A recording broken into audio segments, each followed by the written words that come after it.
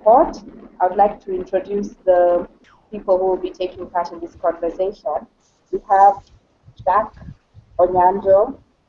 Maybe Jack, Yeah, could you say something about yourself, your title, what you do? thank you, Sianai. My name is Jack Onyando. I work for Save the Children in Kenya. I'm the advisor for health and HIV and AIDS. Thank you, Jack. The other person that will be joining us is Mr. Peter Opio. Do you want to say something about yourself and where you're coming from? Hi, my name is Peter Opio. I work for World Vision Kenya.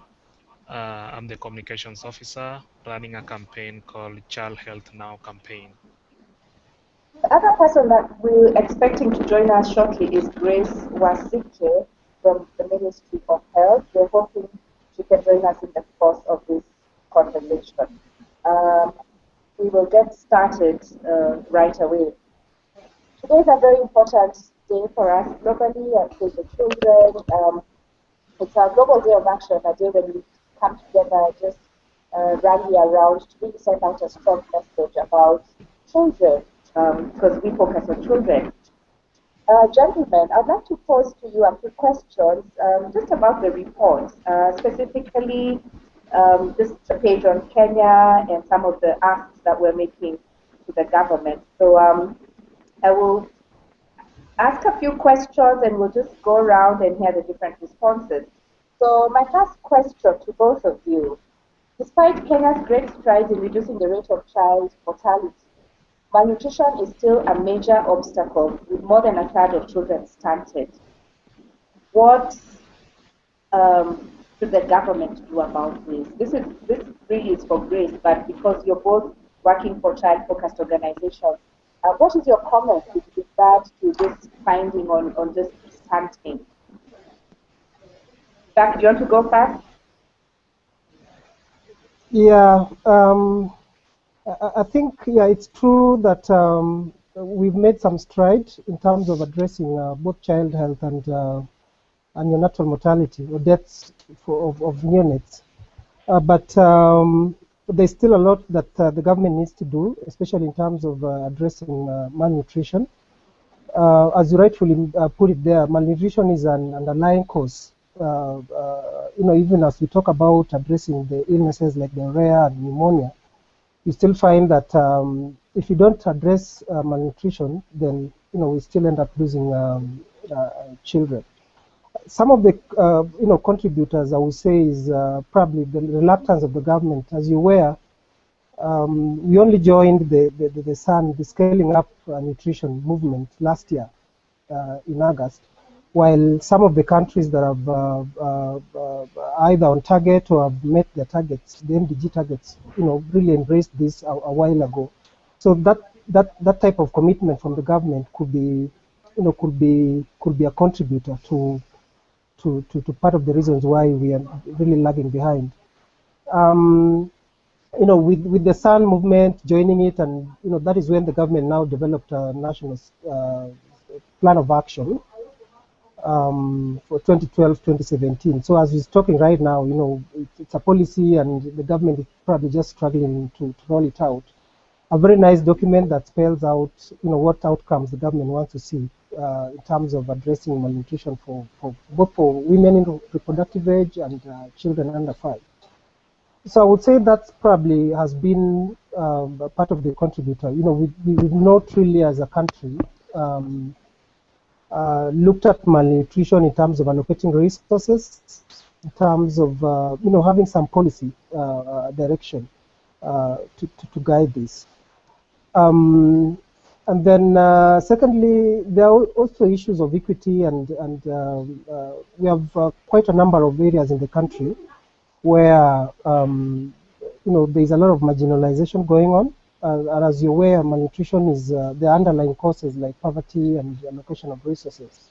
So if these are not addressed in terms of the way the government allocates resources to some of these areas, then we continue to be in sort of a cycle. We have like the counties where Save the Children is working in the 10 or 11 counties in the north where malnutrition is like an emergency, a chronic emergency, year in, year out. We have cases of drought and people losing their economic stability due to loss of assets and stuff like that. And so it's not just the provision of food, but how the government prioritizes allocation of resources. Okay. Yeah. So obviously, it seems like there is a direct link between poverty and malnutrition. Peter, what is your comment about that? And what does the government need to do to, to reduce that? Well, thank you very much. Uh, so far, I think some strides have been made in regard to reducing child deaths in Kenya, but more needs to be done. Of course, government has put in some measures. There is the Kenya National Nutrition Action Plan that was launched last year in November, which is a good intervention because it kind of addresses specific interventions targeting women and young children. Uh, Another aspect that I need to point out that the government kind of put in place was the Breast Milk Substitute Act, which was passed by Parliament in 2012, last year. Despite a lot of resistance from private organizations, uh, the Parliament and government worked well to ensure that their voices could not carry the day, because this is an act that is very crucial in terms of building up immunity of children. So these are some of the interventions that I think are very, very key in terms of trying to ensure that children have got enough immunity and also survive deaths that are preventable under 5. I also take note of the child um, survival and development strategy that was also put in place by the government. Uh, this strategy kind of came ahead of the the national child policy, which is also currently in the pipeline. The argument that the strategy kind of came before the national child health policy was that at the time that this strategy was being developed, the indicators, the child survival indicators were very high, and they kind of wanted to come up with an urgent mechanism to address this first before they come up with a wholly packaged policy. So much progress has been made, but I still think we need to do more, and the government need to do more.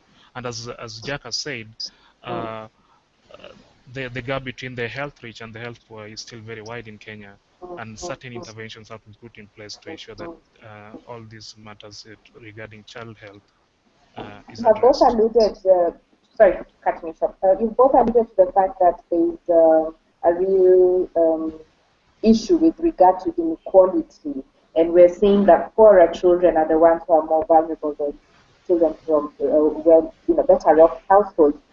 What needs to be done? Really, what really needs to be done? We are off track towards meeting the MDGs. We're trying to we really need to, from your perspective, what needs to be done? Because there's a real link between poverty, malnutrition, and poorer children just really being the most vulnerable. What practical steps can we do, or do we want the government to take on? Otherwise, we'll just be here end of 2015 saying the same thing. Jack. Yeah.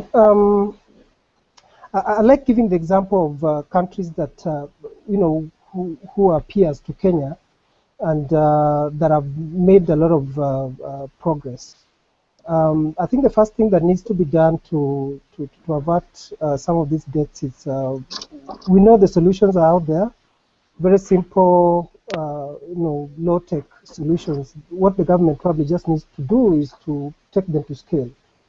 And there's a lot of evidence out there that countries that have taken these simple solutions to scale have been able to either be on track or probably surpass the targets. And they're talking about, for example, investing in community health workers. We talk about the Rwandas, Malawis, Ethiopias, countries that have really massively invested in community health workers, a big workforce that is able to reach out to these marginalized poor, the slums, and some of these areas that we're talking about.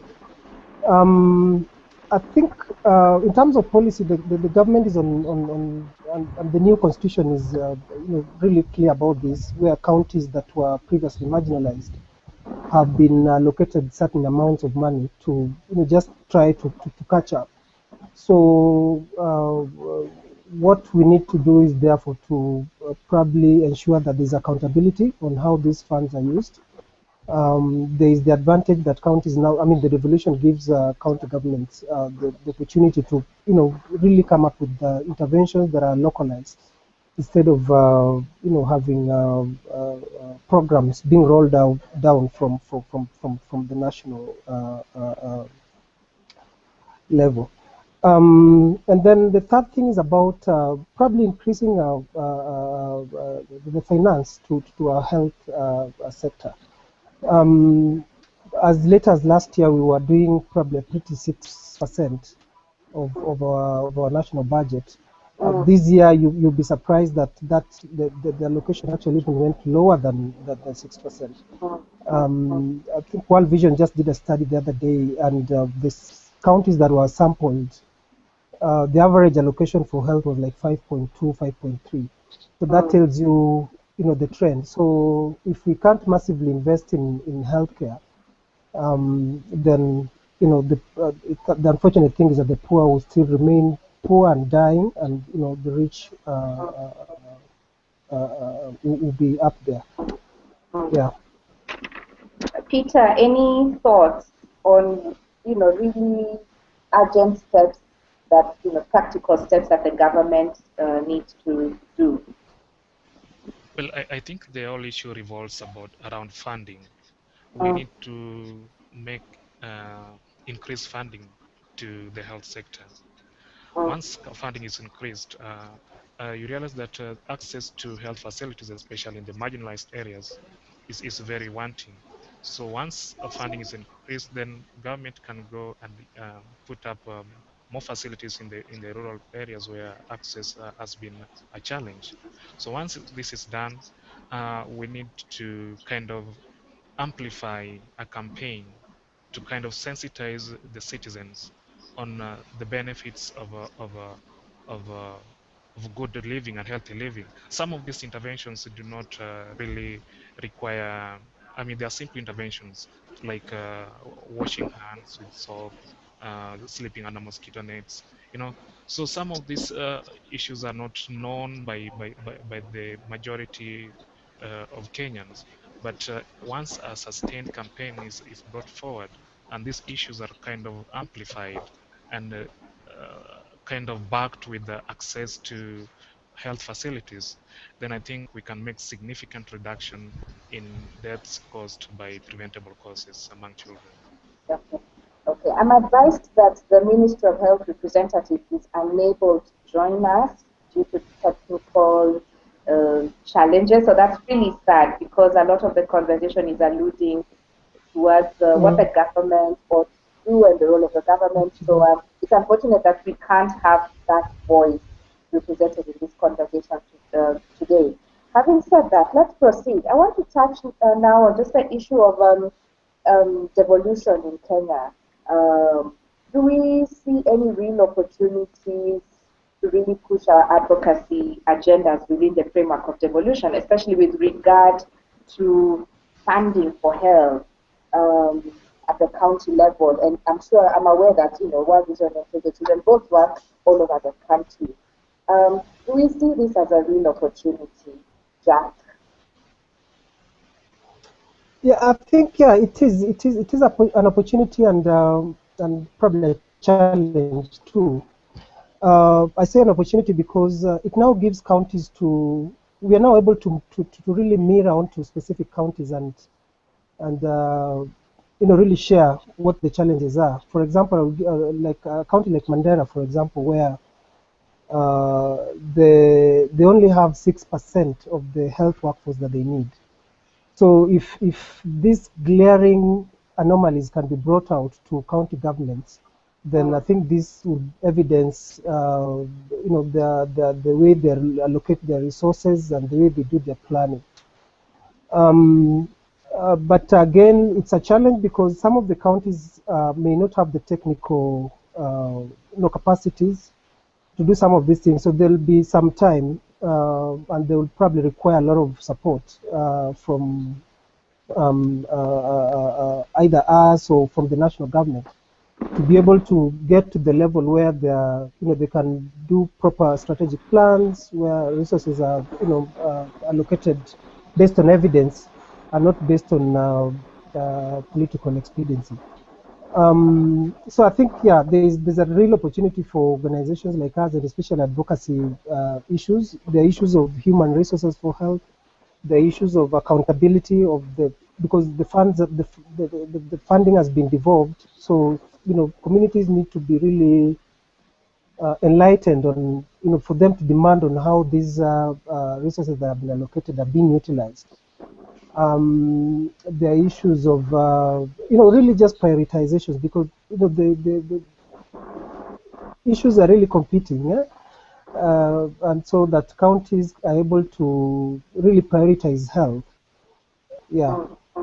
Yeah, and then there are also issues to do with clarifying roles between the national government and the counties, because as you speak right now, there are programs and interventions that it's not really clear, who between the national government and the county government is going to handle.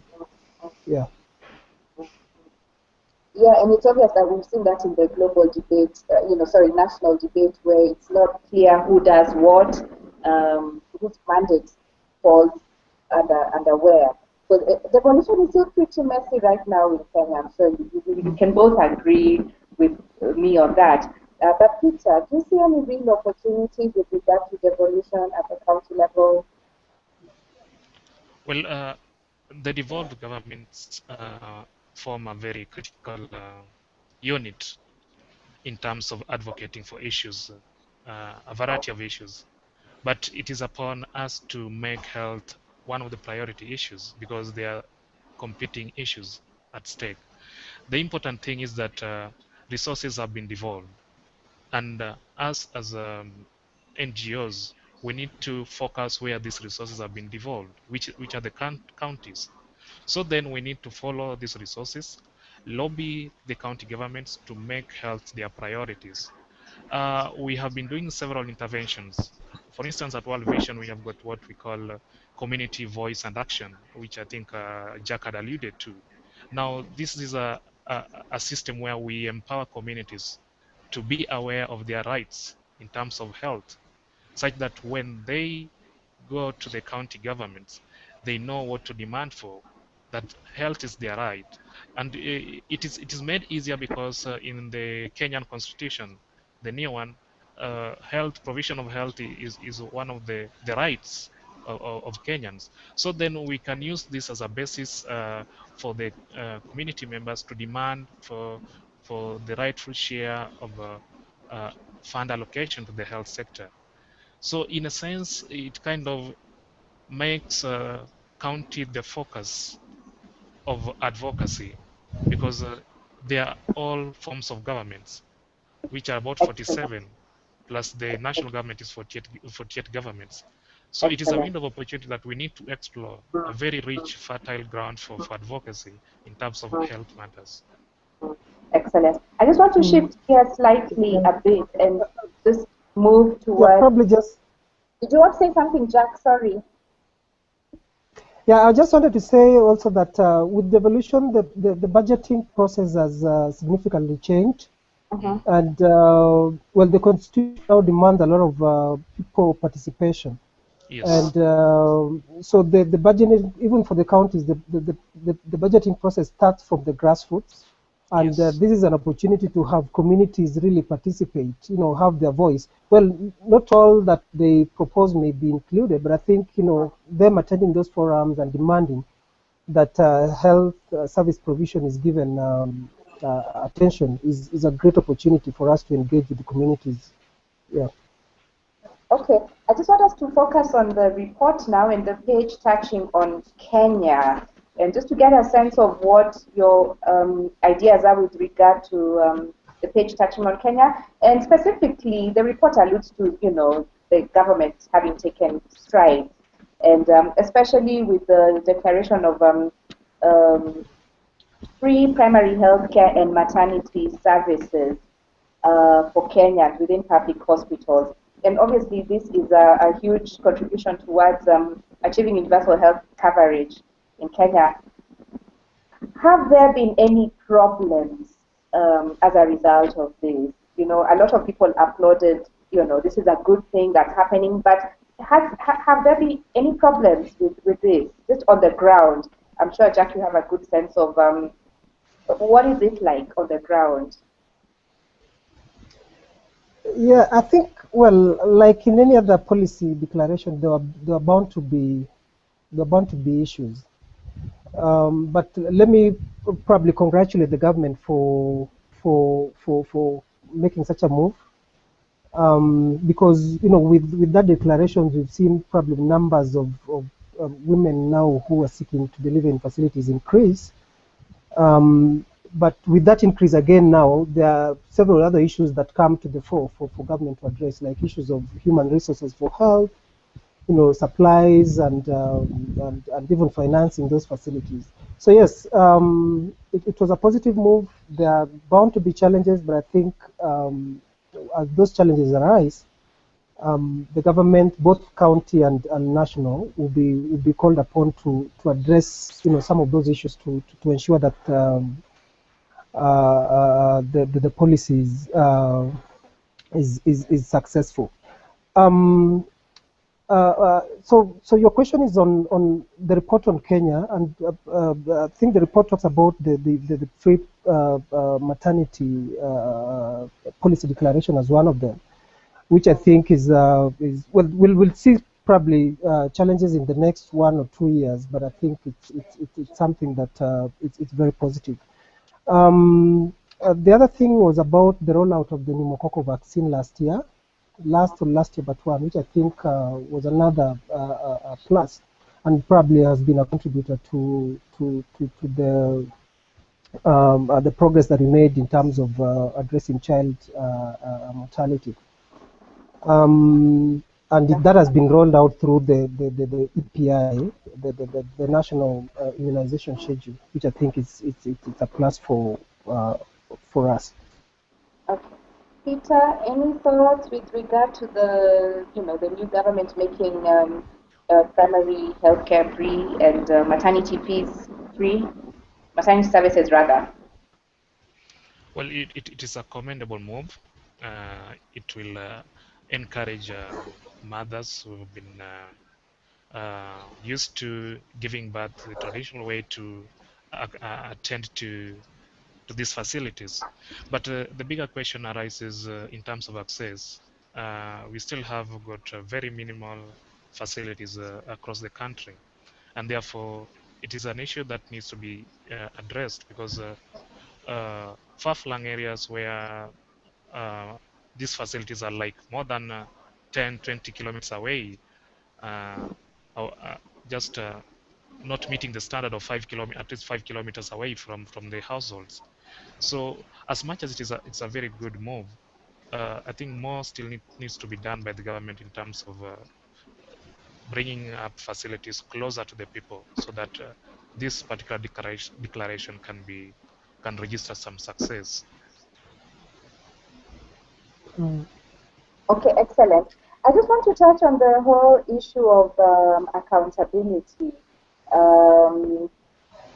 How do we begin to hold the government to account to deliver on just its promises to the citizenry, both at county and national level?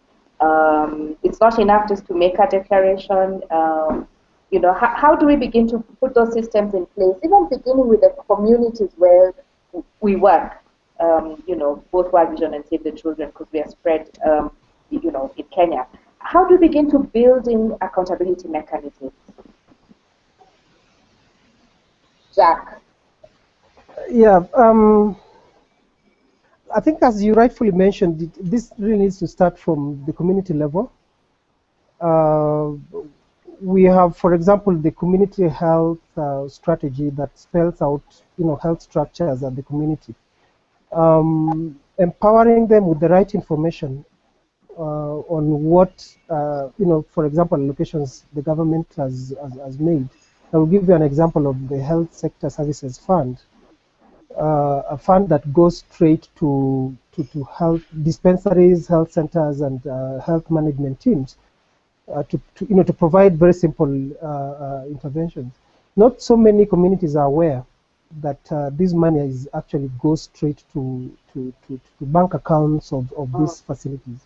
So for us, I think one of the starting points would be to avail this information, to the structures that we work with, and so that they can demand for accountability. The community health committees, the facility management committees, once they have the information, they can demand for some of this information. Secondly, now that like 90% of health services have been devolved, I think there'll be greater need for coordination at the county level, and I'm very happy with some of the counties where the government has actually taken this lead. So NGOs come together and we share our plans and we share our budgets, and so that we avoid duplication. Because you'll find what happens on the ground is 5, 6 organizations supporting the same activity, unknown to each other. So if you have a very strong coordination mechanism at the county level, I think then there's free sharing of information, and that way we ensure accountability. And then as health NGOs, we also have like the Health NGOs Network, which we are members of, and it has embarked on creating chapters. Initially, it was just existing at the national level. I think if we can devolve that structure also at the county level, so where a forum where health NGOs can be coordinated, and then when we have something to address, some forum. Excellent. Okay. Okay. I think that would be a great opportunity. And then lastly, I think organizations like Save the Children are very strong in terms. We have tools of in terms of budget making processes, or even scrutinizing budgets. I think that's another area that we can lead in terms of empowering the partners and the community to work with, to be able to start scrutinizing, participate in the budget making process, but also scrutinize the budget once implementations process starts. Yeah. Okay, perfect. Peter, your thoughts? And just to say that we are wrapping up, I just have one final question for both of you. So just, Peter, your thoughts, and then my last question to both of you. Well, I think accountability is very key in making sure that these particular declarations are really adhered to.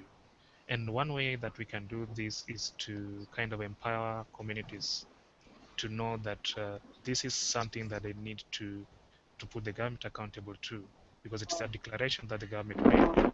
So on the job, the government should not be in any choice. The citizens are really empowered. The other avenue that we can use to ensure that the government is accountable is through parliament or the county assemblies, as in the devolved units.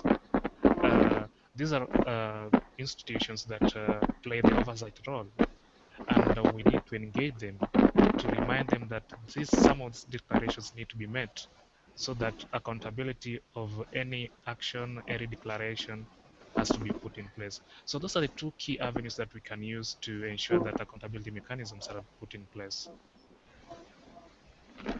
Yeah, I mean, this has been a great discussion, but I'm just curious, for both of you, working for humanitarian agencies focusing on, issues of children, how do we make child survival a reality? Really, what is the one thing, the one big thing for both of you that would just go a huge way towards making child survival a reality in Kenya and just helping us to meet the MDGs by 2015?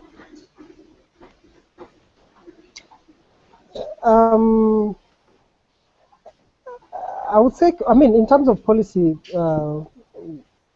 and just to say that I have Grace here with me. Oh, perfect. We managed to get Grace. Okay. Yes, We'll managed to ask her one or two questions. yeah, we'll ask her one or two questions. I'll probably just say that it's translating what we have on paper into action. Everybody agrees that we have marvelous policies as a country that we just need to translate into action. And then secondly, to just really try out some of these simple interventions that our peer countries have tried out. The Rwandas, the Malawis, the Ethiopians invest so much in health workforce, because if we don't have the required number of health workers, both community and professional, this will still be a mirage. So it's really translating what we have on the action plans, the policies, the strategies, fund them properly, and then translate them into action on the ground. Peter, I'll ask you to answer that question, and then maybe Jack, I'll ask you to move over and allow Grace to have your seat, and then maybe I can ask her one or two questions. Yes. And just to thank you for your participation in this, Jack, and your patience. All right. Grace, I think we can hear you now. Great to have you back. It's Sorry clear about now. the technical challenges today. Yeah. Thank you for bearing with us. Please tell us about what the Kenyan government is doing to combat malnutrition, which is indeed at an all-time high, with more than a third of Kenyan children just suffering from stunting. All right. Just like I was saying, we have a lot of strategies, guidelines, and on nutrition that are being actually spearheaded by the government. One is mainly, if you look at the arid and semi-arid areas, actually the government is really taking an initiative to see that those areas are supported. Now it is about intersectoral collaboration. It's not about Ministry of Health only, because people cannot really grow food minus, let's say, Ministry of Agriculture, Ministry of Water. But in the health sector, we have supplementation also given to children. For example, the vitamin A, and given to children and also expectant women. That is another strategy that is being done by the government. And also the policies are really supporting that malnutrition should really be dealt with, so that we don't have a lot of children who are stunted, And also issues of growth monitoring. It's very important for children to be taken for growth monitoring in the facilities. That is the weighing and advice given to the caregivers on how to actually make sure that the children are well fed. Could be taking up issues of good nutrition. Yeah. Thank you. Grace, is the Kenya government on track to meeting the MDGs on children? Yeah, we are all running there. We are all really bringing our efforts together to see that we are actually achieving the MDG 4 and 5. That's where we have a lot of interventions, say in the health sector. Everybody is out there, even through the programming. We have a lot that is being done through Division of Nutrition to actually ensure that issues of nutrition or health generally, health of the children and mothers are really taken care of, so that we achieve the MDGs. I want to talk a little about budgeting for health. Why aren't we doing a great job at budgeting? According to the Abuja Declaration, the recommendation is 15%. But the Kenya government allocation is way below that, and we're at 6%. What are we doing about that? And then also, I would like a comment on just devolution and budgeting at county level and how that is happening. So two things. It has been a big challenge when you look at the budget allocated to the health sector from the government, Kitty. Actually, it's way below. There's no much that can be achieved through that budget. That's why we do a lot of advocacy, go out to the politicians, policy makers, but also We do also a lot of advocacy to our partners who really support the ministry. Otherwise, the budget in the ministry alone is way, way below. It really cannot support all the interventions in the health sector. It has been really a challenge. We've really brought it out in the health sector to try and advocate for more funding so that we can look at the issues of maternal and child health, because we already know the problems existing out there. We already have the interventions that we can implement, but we cannot really implement because of the low budget. Yeah. Thank you for Yes. your candid response regarding that. And the whole issue of devolution and now budgeting at the county level and misplaced priorities. Some people Yeah. budget for vehicles Yeah. over healthcare. What are how do we ensure that health is budgeted from, and from where you're sitting at the Ministry of Health? Mm-hmm. How will you ensure that health is budgeted for at the Mm-hmm. county, in all the 47 counties? Yeah, we are now embarking on a sensitization mission from the ministry or national level.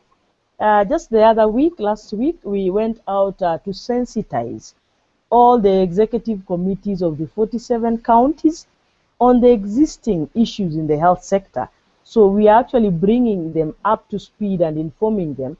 You really need to prioritize when you're budgeting, because you see, at times they see these monies for vehicles, it's like money for luxury. But because some of them may not be in the picture, so it has been the mandate of the national office to go out and sensitize the counties.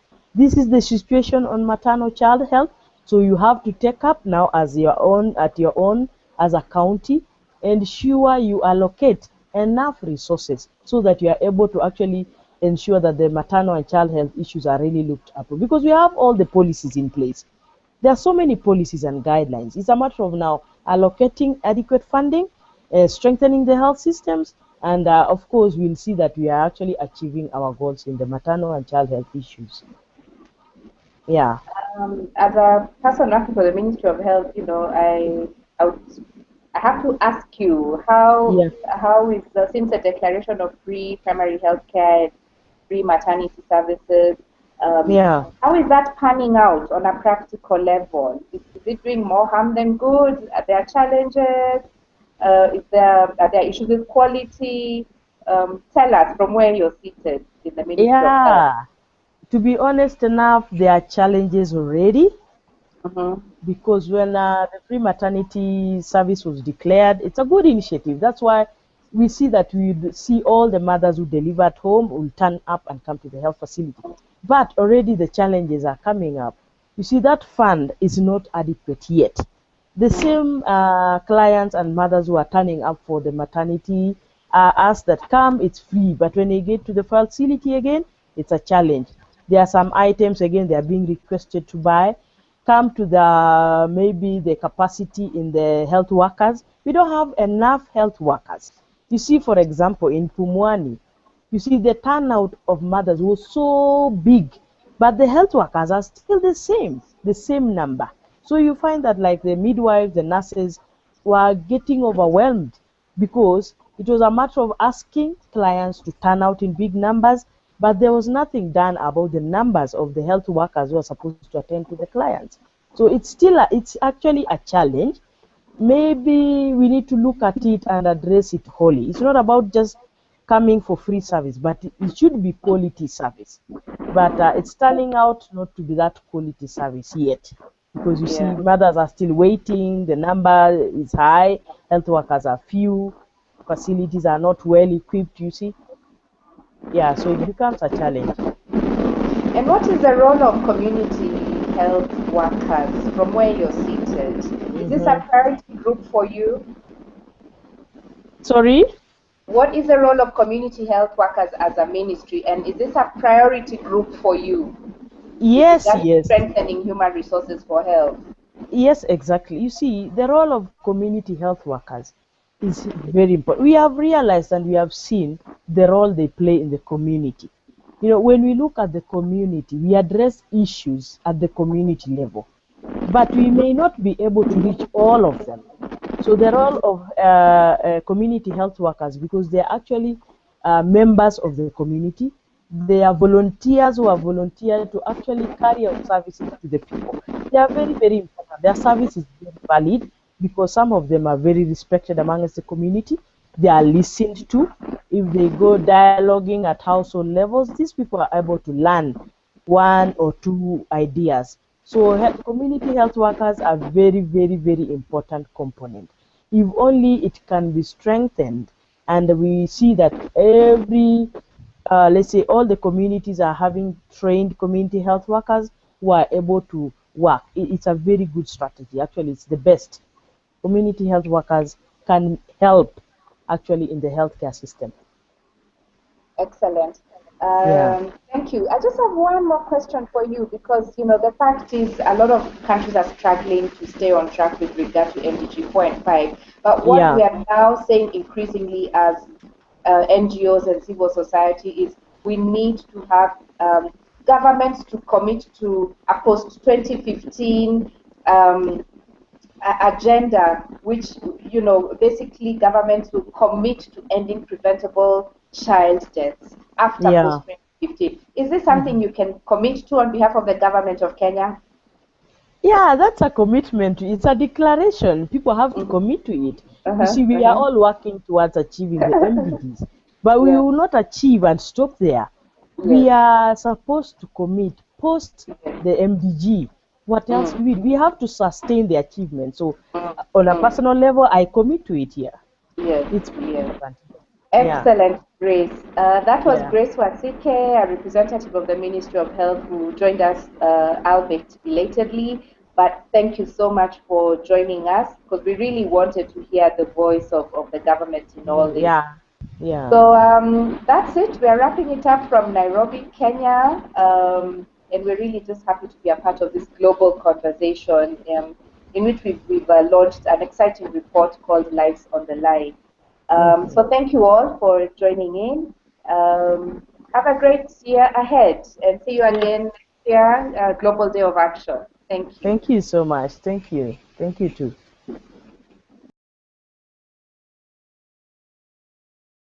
The Children's new report launched today, Lives on the Line, an agenda to end preventable child deaths. We will discuss in this session about the situation in Pakistan. And we will also basically briefly tell you about that, what's happening in Pakistan with reference to accelerate the progress towards achieving Millennium Development Goal 4.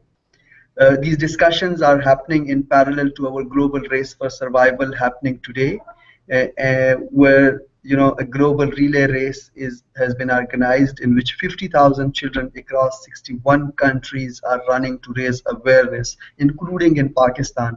In Pakistan, we have organized the race in three cities, here in the capital city in Islamabad, and in two provinces, the province of Punjab and the province of Sindh, in the districts of Muzaffargarh in Punjab province and Sangar in Sindh province. I am joined here by my colleague in Pakistan, Dr. Qudsi Uzma. Hello, I'm Dr. Qudsi Uzma, and I'm Director Health and Nutrition at Save the Children Country Office, Pakistan. We'll be focusing our discussion today around the overall progress against MDG 4 in Pakistan, and specifically discussing the newborn health issues. Dr. Saba, may I ask you that, what do you think, what is the progress towards achieving MDG 4 in Pakistan? Well, the data that we get from our population-based surveys tells us that Pakistan made acceptably good progress in terms of reducing child mortality, under 5 mortality, over last decade or so. However, the hard numbers remain unchanged, and those are the newborn mortality figures. And it's basically because since the child mortality is coming down, we are realizing that it's basically the newborn mortality which was actually forming the higher proportion of overall under 5 mortality. In Pakistan, it is almost 50% of the total under 5 deaths occurring in the country. And while having a look at the Lives on the Line report, we see that for Pakistan to achieve the Millennium Development Goal 4, about 2/3 reduction in under 5 mortality, we will have to take certain. The government of Pakistan will have to take certain steps. Would you like to, put some light on that? That what should be done by the government to be on track towards achieving MDG 4? Yes, this is now established that Pakistan is off track for achieving MDG 4. However, this is not something that we should be lying complacent about. It's basically the start of an opportunity that the government still has. There has been the momentum there since the time that MDGs were being followed for making progress to reduce child mortality. In terms of the concerted efforts, it's basically for making a change in newborn health. It's basically the maternal and newborn health services that need to be improved, and we have to look at it in a very comprehensive and an integrated manner. That for maternal health, we need to have a health worker in reach of every mother. We need to have adequate nutrition for every mother, and we need to have the family out of poverty. So it's not only the health sector that needs to take actions, but it has to be a multi-sectoral, comprehensive approach that the government needs to take. And specifically for newborn health, there are already proven interventions, both for improving neonatal health as well as for improving nutrition status among children. And those interventions have been globally published series, and those are really low cost and low tech interventions, which are very simple to be taken up and scaled up. So it is the duty of the government and of course all the development partners to join hands in ensuring that those simple interventions are taken to scale. And as we know that in Pakistan, recently in the past few years, considerable changes have been made, and particularly the 18th constitutional amendment, where through devolution, the key programs that you spoke about, like the nutrition program or the lady health workers program or the mother and child health program, have been devolved to the provinces, which have an impact on Pakistan's progress towards achieving Millennium Development Goal 4. So do you think the provinces are on track towards taking right steps and introducing laws and policies that we are able to be on the track? Well, you see, the revolution occurred in 2011, and it was realized soon after revolution that there was not enough readiness at the level of the provinces to accept all that responsibility and all that required resources and capacities were not there. But with time, the provincial governments as well as the federal government has taken steps in the right direction, I would say. There has been an establishment of a National Ministry of Health Services, Regulation and Coordination, which is actually an indication that there remains a role of the federal entity, an apex body, which kind of coordinates among all the provinces. And then there have been certain actions at both national and provincial level, like establishment of MNCH task force, and then the collective actions to work on an accelerated MDG achievement program plan that is being developed and will be launched soon by the end of 2013 or early 2014 for the remaining 2 years to accelerate the progress towards MDG 4. Then there have been, especially after devolution, the provincial governments have taken some real steps towards adopting the previously existing laws like the breastfeeding, protection of breastfeeding and young child nutrition law that has been enacted in both Sindh and Punjab province, and the other provinces are online to do that. Then all the 4 provinces have taken serious steps towards developing their nutrition policies, their health policies, and also accordingly their plans on MNCH services.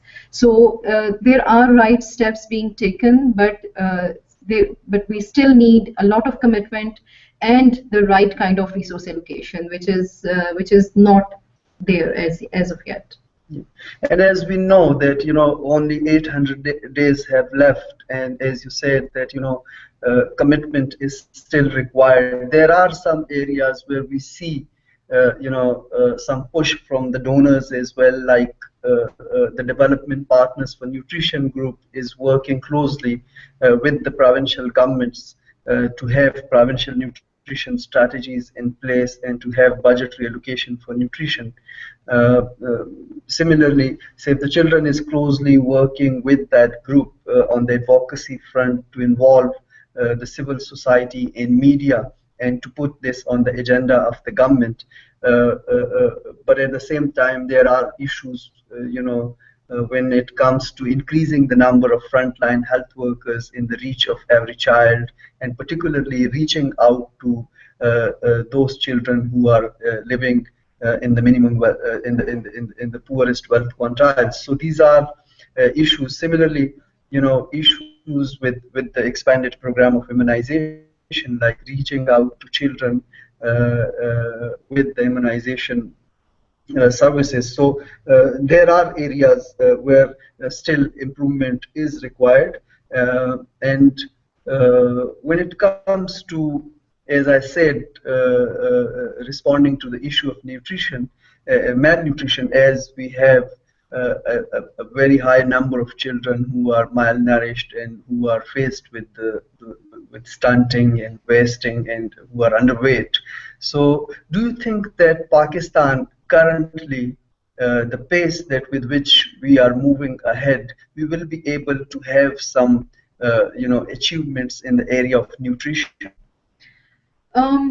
I think nutrition has been a neglected area for a lot of time. The National Nutrition Survey revealed a very gloomy picture of what the situation of nutrition is in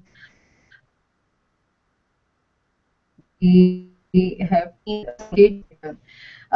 Although there is great momentum being built over last couple of years in terms of taking the right kind of steps towards making policies and programming to tackle malnutrition, but probably there is still a lot of energy that is required to actually come to that level that would yield the right kind of results. So I think it will take some time, but we need to keep the momentum going. We need to the civil society, as you mentioned, the Development Partners for Nutrition, which has proved itself to be a very active and very effective forum over the last year or so in terms of advocating for addressing malnutrition, and that has actually we have seen the outcomes of signing the Sun movement and actually finalizing the policy, nutrition policy guidance, nutrition policies, and now also major pre-election advocacy and post-election advocacy, and then campaigning around malnutrition. And the role of everyone campaign. Yeah, very prominent role that everyone campaign is playing. So this whole momentum needs to be pushed further to ensure that we actually get to some tangible results at the end.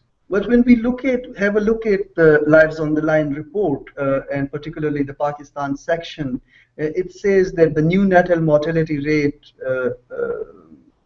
of reduction of 0.9% has been less than the global average of 2.1% and less than the national maternal and child mortality rate of reduction. So, I mean, what do you think are the causes of this slow reduction rate when it comes to neonatal mortality, and what should be done, or what should be the particular focus on in that particular area? Yeah, in terms of neonatal mortality, in Pakistan, we know that newborn actually came into the health agenda as a priority only in year 2000 and afterwards. So it's been only 10 or 12 years that newborn health has been focused as a priority health agenda. And there have been concerted efforts. There have been we have seen Saving Newborn Lives initiative of Save the Children working over more than 1 decade in Pakistan to advocate for focusing newborn health as an important MNCH strategy.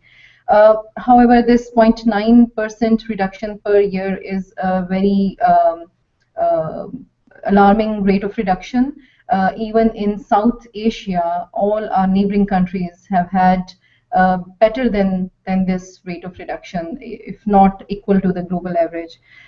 However, I think the point remains that we need to ensure that there is a health worker in reach of every mother and every child, because most of the newborn, if we look at the data, most of the newborn deaths occur in the almost 60% of these deaths occur in the first day of life, and that's basically the time when the baby is born. So we need to ensure that there is that every birth is attended by a skilled birth attendant. And we know that in Pakistan, even the latest PDHS survey, which has released its preliminary data, shows that the facility-based deliveries have not even have not increased to 50% as of yet. So we know that more than half of all mothers, they deliver at home. So we have to ensure that there is a skilled birth attendant reaching them in their homes when they deliver, and there is a skilled birth attendant who knows how to manage newborn challenges, newborn issues, birth asphyxia, low birth weight, preterm babies, how to handle them, how to manage them, how to teach the family to handle those cases. And that's the only way to reduce and to conclude mortality. the discussion, I would like to ask you my final question about how to involve the communities, the parents, the civil society, the media, to generate a debate about the subject, and what steps are being taken by the Everyone campaign and Save the Children in Pakistan in this regard. Yeah, I think community mobilization is a key part, is a key component of all this. Unless we generate demand, it's not going to whatever we are trying to negotiate with the governments and trying to push the governments to enhance their service provision. There needs to be a simultaneous demand generation along with that. For that, there has been a very, very effective campaigning through our Everyone campaign, which involved media, both print and electronic, which included the opinion makers, the religious leaders, the politicians, the parliamentarians, and the community notables, who actually form the opinions and the decisions of the communities. And then there needs to be an awareness raising at the ground level as well, which we actually do undertake through our health and nutrition programs at the community level, through our community mobilizers, and also engaging the community-based health workers of the public sector, the lady health workers, the vaccinators, who can carry that message at the doorsteps of the communities.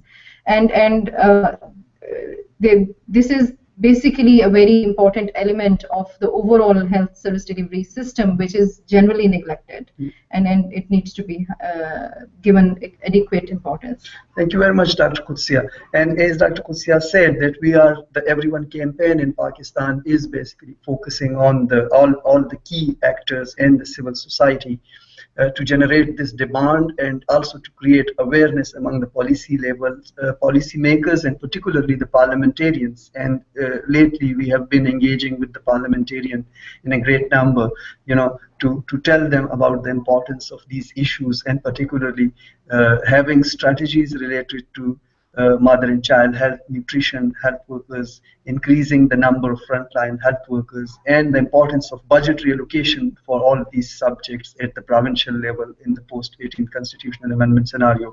We are extensively using media and social media as well to increase our outreach, and are also trying to put it on the agenda of the civil society and networks in Pakistan.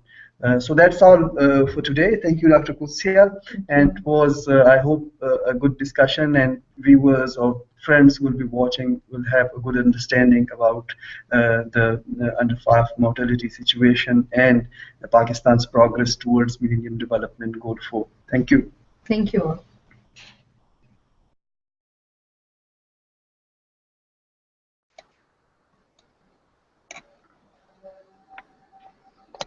My name is Ben Hewitt, and today we're holding a Google Hangout session all over the world to discuss the release of Save Children's new report launched today, Lives on the Line, an Agenda to End Preventable Child Deaths.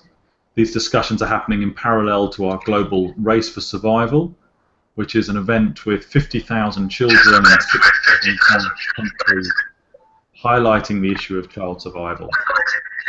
I'm joined here today in Indonesia by Dr. Pancho Kaslam, who spent the last 10 years working with the Indonesian Programme for Maternal and Neonatal Health.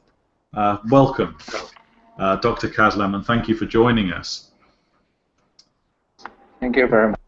I wanted to start by asking you to tell us about the current situation of neonatal mortality in Indonesia and its evolution over the last decade. The last result of the neonatal death in Indonesia is 19 per 1,000 live birth, which is not a change from the last 2007. My just now is 2012. Although look at the trend, and the trend from the 19 evolution is showing a good trend, but somehow 2007 and 2012 stagnant there and not reduced anymore. Indonesia has been successful in reducing child mortality, but the reduction in newborn mortality has been much slower. What are the reasons for this?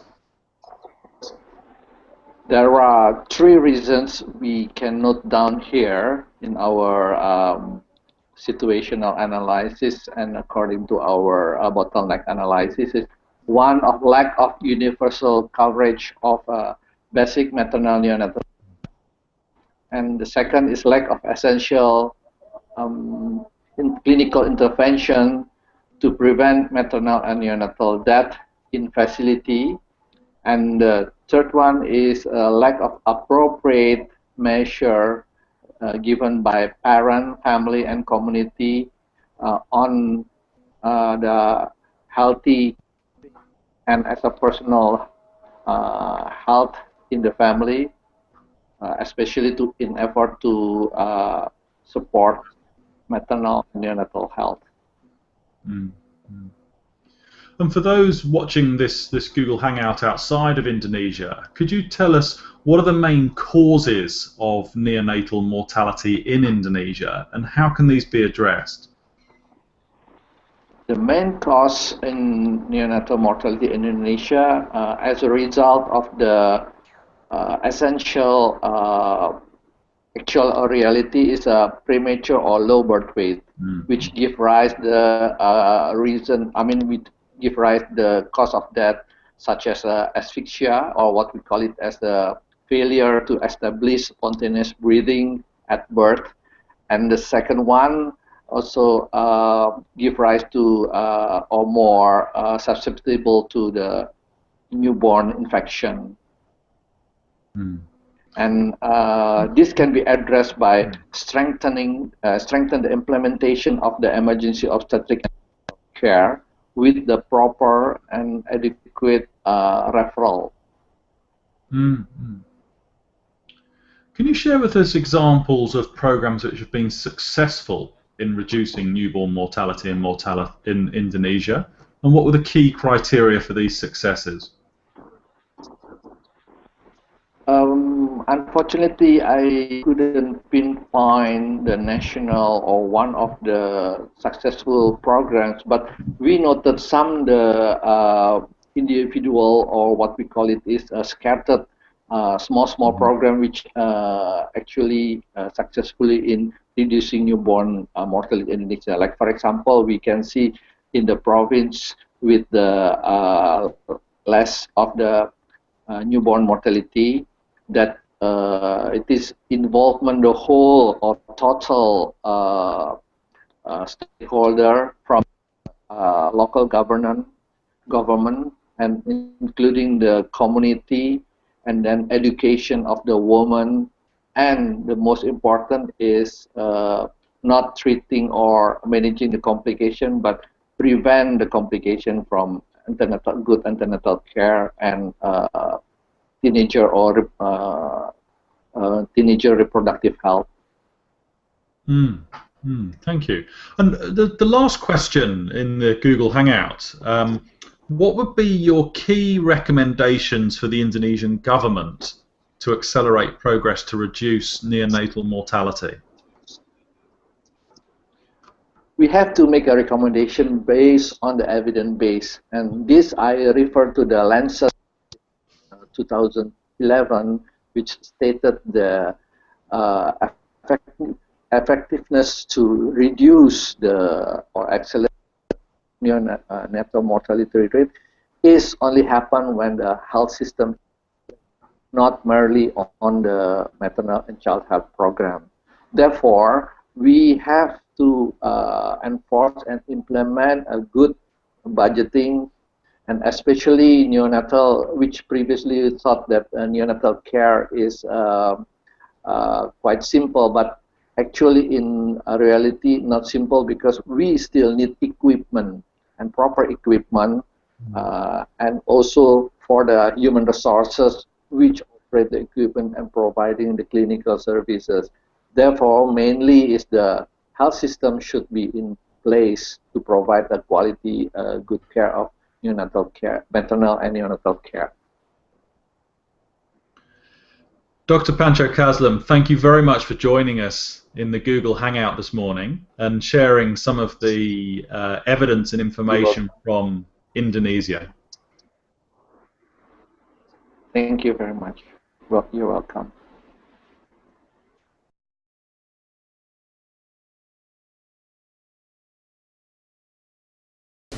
I think that that in terms of the MDG4, we are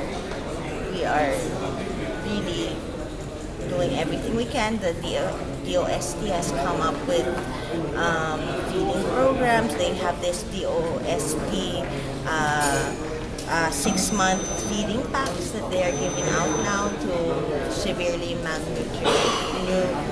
malnourished areas, and they are really pushing at this point. And hopefully, with the plans that we were shown during the budget hearings and that they intend to implement until 2016, we'll be able to reach the development goal. At this point in time, I would say the MDG target cannot be reached.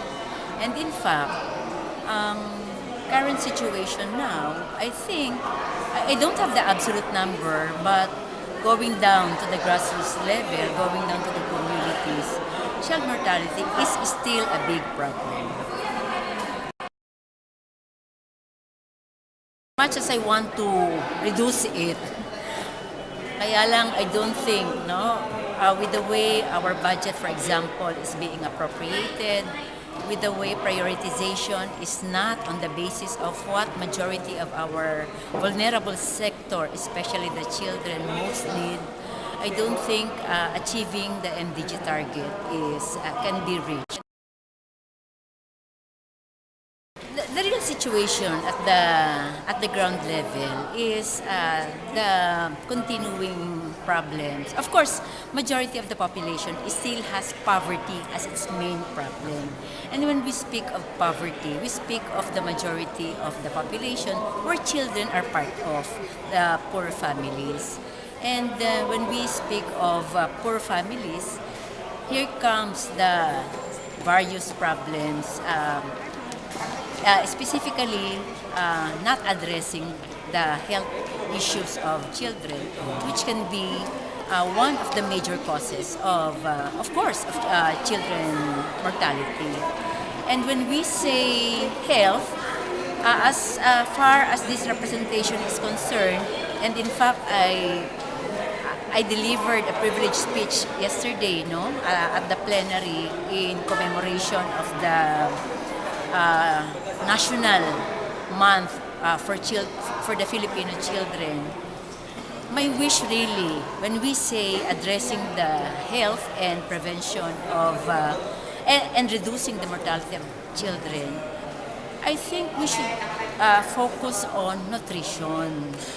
But the reality is, even the number one basic food of the Filipinos now keeps which is rice, is still the problem of the majority of the poor families. And children, of course, are part of these poor families.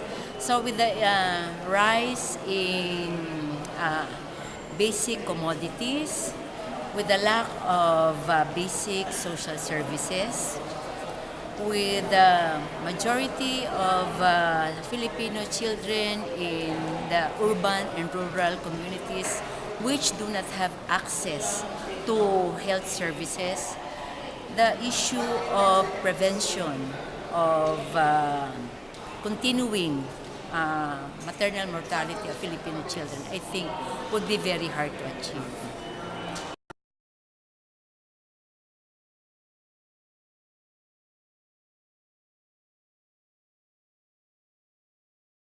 One of the big reasons I really think for the low breastfeeding rate is that using formula has become a status symbol in our society.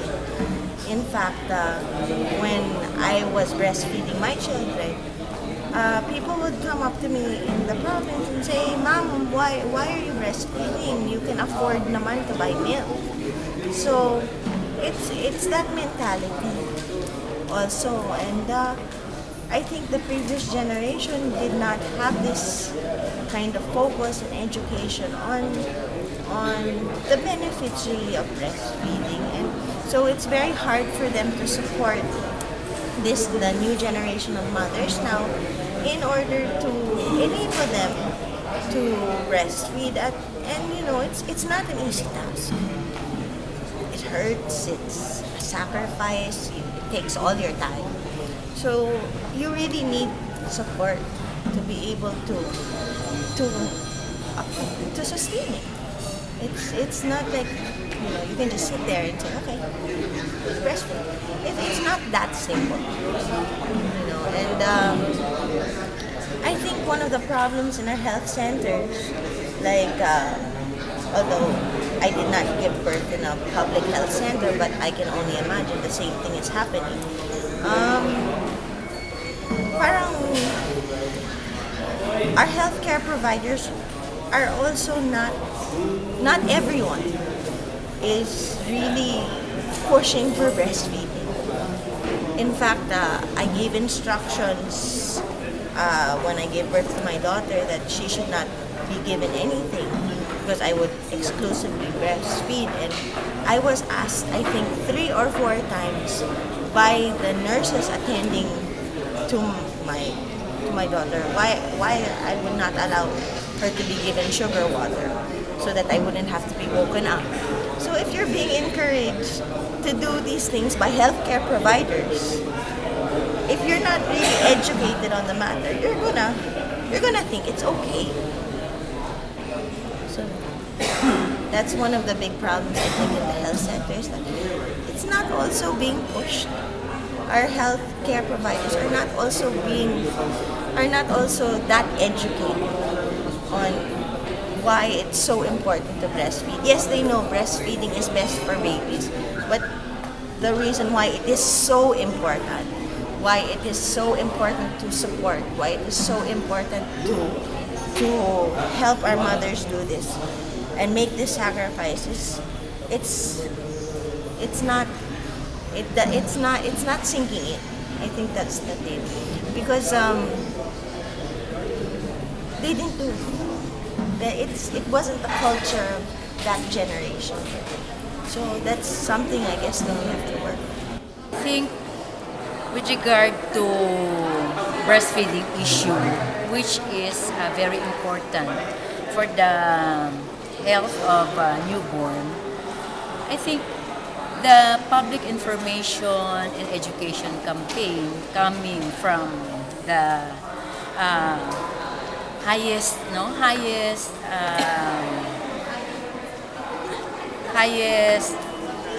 how do I say it? I mean, coming from the state, we should really be accountable for the public information and education campaign to promote breastfeeding and its advantages for mothers. This is now being relegated as a secondary concern, and sad to say, what is now being promoted, in fact, is the entry and promotion of the big businesses that sell commercial alternative milk and not directly promoting breastfeeding.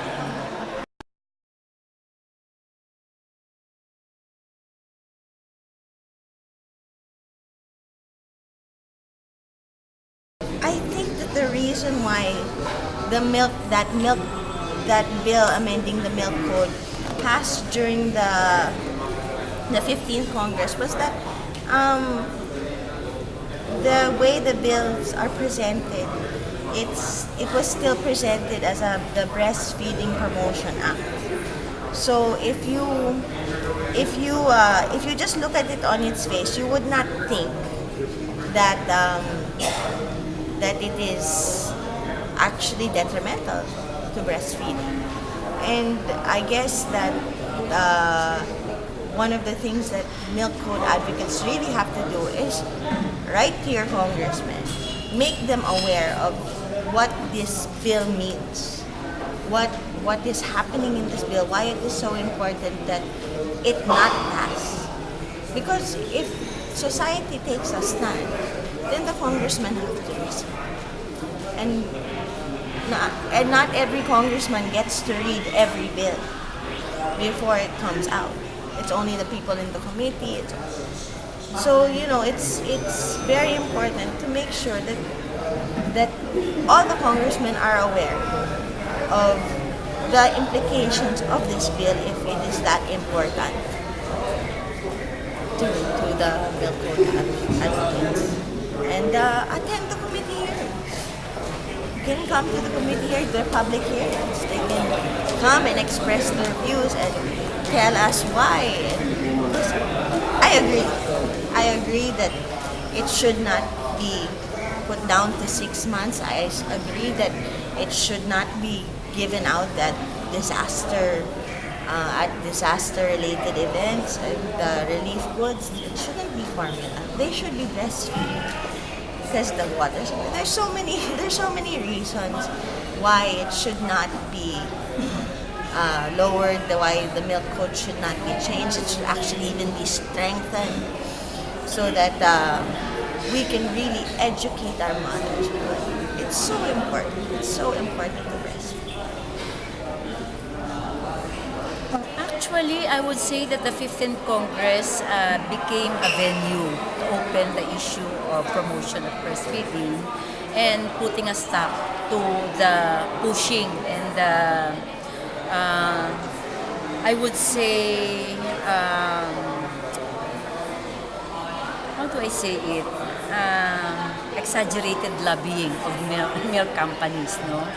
I think it became a venue, and this 16th Congress, in my capacity as representative of the sectoral party, women's sectoral party, Gabriela, I would like to commit myself together with Congresswoman Lucilagan to be part of pushing for a legislation that would more promote a progressive approach to breastfeeding and putting a stop to promotion and entertaining big milk companies to lobby in the 16th Congress. At this point, when you mention that the birthing, delivery of babies should be held in hospitals, and it is in hospitals where promotion of infant formulas are done. I think this is one ironic approach even to the issue of birthing. And when you say hospitals, I think especially private hospitals are more vulnerable to be entry points of these infant formula companies to enter and set aside provisions of the milk code that they shouldn't do promotions in the hospitals. So violation of such violation should be prevented, and those who committed violation should be held accountable and be given the appropriate sanctions.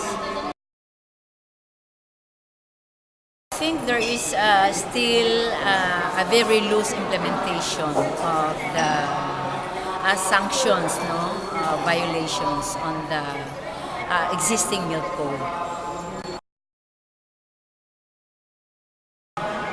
I think, as I have mentioned, when we speak about children's health, we should recognize that they are part of families. Unless you address the problem of the majority of the Filipino families, which is poverty, the specific problem of children when it comes to malnourishment and other health issues cannot be resolved. So basically, it should the government, the national government, really should address poverty. And when we say poverty, employment should be addressed. The use of social services, allocation for social services should be addressed.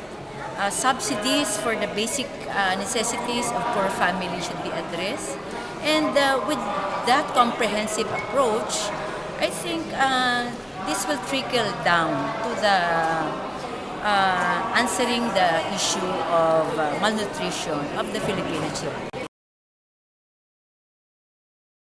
Actually, I would say this is a very political move, as a legislator. For example, speaking of the national budget, we proposed resolutions to review the existing policies like the CCT, which is dubbed as a poverty alleviation, but to our organization, it should be really evaluated because the conditional cash transfer for us does not answer the issue of alleviating poverty for the majority of the population. I would say this is some kind of a political actions, and for example, economic policies that can eradicate poverty, like the issue of repealing VAT. Why do we have to put on taxes to basic necessities where our poor families cannot even avail of cheaper products for the nourishment of the children, So economic policies is the number one move that I can say I can contribute. And specifically, when we speak of very concrete and direct proposals, of course, I would say that health issues like addressing more medical staff to public hospitals should be answered. The issue of whether um, to demolish or to vacate the Philippine children PCMC, no? Kasi issue now that is one of the issues now that should be addressed. Kasi PCMC is a public children's hospital where majority of the poor families can avail of services, and that is one legislation that I would like to push to prevent the issuance of vacating the PCMC provision coming from the NHA. Definitely, malnutrition of Filipino children is an issue that should be looked into and addressed by legislators. So I commit myself also to directly study and evaluate the situation and push forward progressive legislations that can directly address the issue of malnutrition of Filipino children.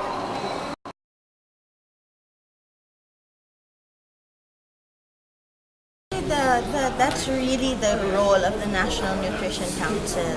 They're supposed to oversee all of these programs that are being implemented to make sure there's a synergy between everything that every department is doing in order to make sure, number one, we're not duplicating things, we're not getting in each other's way, that we're not making contra each other. There's so many different aspects because you can't.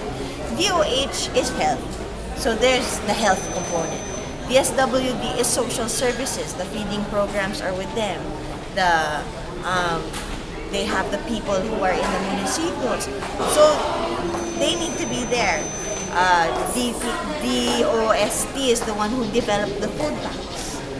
They're the ones in charge of developing and researching and coming up with how these things can be done, and the other agencies are simply implementing. So without them, they wouldn't know also what to give. They wouldn't also know what food is nutritious, what's the proper combinations. So the DOST is the brain of the government. They do all the research, they find things out, and then the other agencies take those things and implement. So in charge of distribution, in charge of implementing the programs, that's all the other agencies, which is kind of hard because there's so many people involved. So it's very hard to get everything together. It's even harder to monitor because we've also devolved our government agencies. So they don't have their own people to implement directly on the local level. They implement through the local government units. So without their own people, it's also very hard for them to monitor if it's being implemented correctly. For example, the feeding programs, the budget is given to the barangay. And the barangay is supposed to make sure that the children are being fed in the daycares. Pero how are you going to monitor that the barangay is actually doing this if you don't have people who can go around and monitor? So that's the difficulty with it. I think at this point in time, since there are convergence among agencies, we still lack the political will to really push for more aggressive actions to address the nutrition of children. Basically, one of the major issues is budget. I mean, the issue of directly subsidizing services and cheaper nutritious food can be answered, no, through the GAA formulation of Congress and passing a budget that will really allocate funds for these direct needs for our to address the malnutrition of our children. Sad to say, and incidentally, I voted no for the passage of the 2014 budget because I see that until now there are still discretionary funds that can be said as still patronage funds, and unless you really stipulate or you really put items in the budget that directly itemizes that this fund is really allocated for more doctors, that this fund is really allocated to subsidize cheaper basic goods, vitamins, vaccination for children. That the budget for 2014 does not still answer directly the needs of our children. Actually, we've taken great steps towards a universal healthcare system that is really servicing the poorest communities, especially with the National Household Targeting System and their collaboration with PhilHealth, that everybody who is part of the NHT automatically gets PhilHealth. And PhilHealth has developed new programs which expanded benefits. There's C packages that even cover chemotherapy, they even cover high blood, diabetes, stroke. So we've taken great steps towards helping the poorest of the poor. Even now they have a new program wherein as long as you're pregnant, you're automatically part of PhilHealth. So, but you have to apply. Of course, you have to apply. But I commend them for that. I think it will take a longer time to close that gap because even in the legislative arena, we can say that still majority of the elected representatives of the people come from the elite. How can you possibly ensure legislations that will really serve the interests of the majority when majority of those who are in the executive and in the legislative still are protecting their own interests? So closing the gap between the rich and the poor, I think will take a longer time, but it's not a hopeless situation.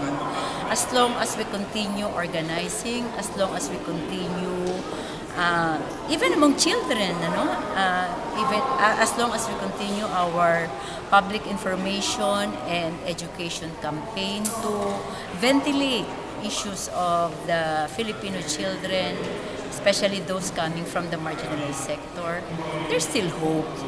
But we need the stronger voices and organization coming from outside, outside the government. So I am saying that still the people's voices that will prevail. Definitely no. And in fact, in my privilege speech, I really am I really made a strong position against making the PhilHealth budget 3 times more than allocating budget to public hospitals. This is an affront to the poor Filipinos because as the concept says, PhilHealth, it's still an insurance scheme that will still coming from the poor will is still a burden because they will still have to do out of pocket cash out and I think it does not answer the needs of the poor families. thought leaders, including members like us of the community, to take any particular action towards ensuring child survival. We have in our midst people from our Children's Advocacy Club. We have young leaders who have formed the club in Guacoleta and specifically for pursuing advocacy issues around child survival. We also have members of social populists who are passionately using social media and for promoting social good. So among us, there are a lot of them, as well as the media houses.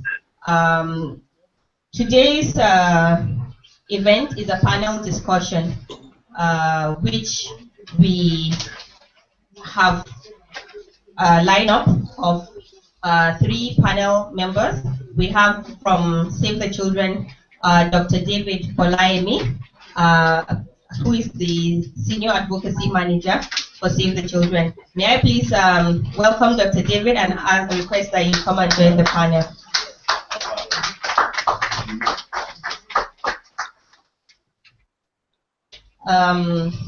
Our second panelist is Miss Blossom Nodin, and she is a new media entrepreneur. She's a social media champion for Save the Children, and she also very, very passionately uses social media for social good.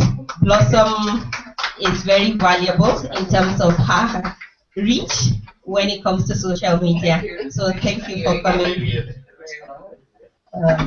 The final panelist, who is the last but not the least, who is our key target for child survival in Nigeria, is the Federal Ministry of Health. Her name is Ms. Tinu Taylor. She is the Assistant Director, Child Survival, and representing the Director of Family Health.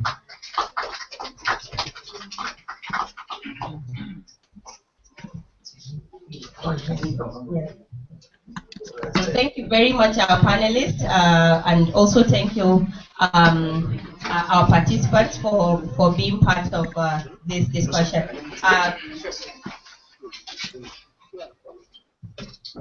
So before we start, I want to introduce somebody who is joining us online via live stream. Her name is Dr. Ademola Olajide, and she's the head of health and nutrition at the African Union Commission. Hello, Dr. Olajide, at the AU Commission from Ethiopia. She's joining us live from Ethiopia. AU. Okay. Hello, I can hear you. How are you?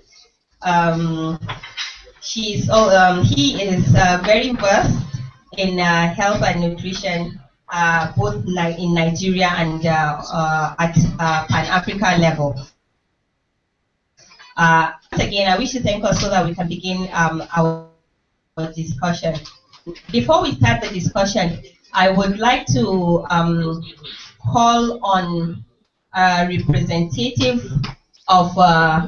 two representatives from Guacoleta, the Children's Advocacy Club, to come and open up for us with any discussion, because we actually don't have an idea what they are going to talk about, but it's related to child survival, so they can share their thoughts and their ideas with us. May we welcome the two representatives from Guacoleta. You can come up.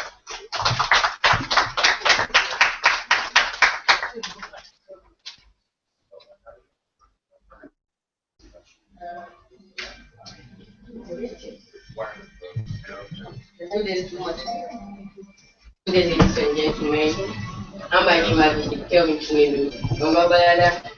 I'm by Kelvin Chinelu from Babalada, United School Babalada, and I'm a member of the Child Rights Advocacy Group. And we are here to rub minds with stick.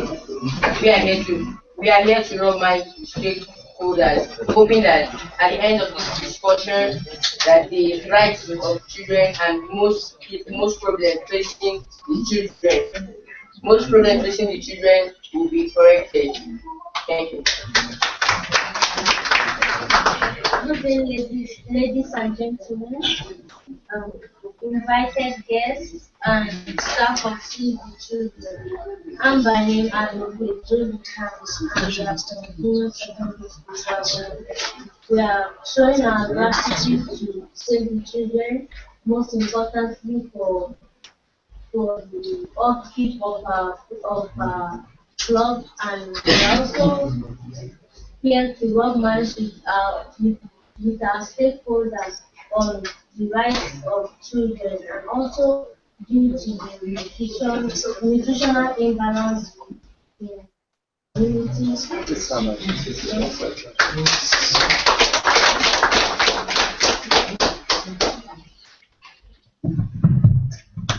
Okay. So the way the program will go, maybe I should sit here, right? So that we can. Okay.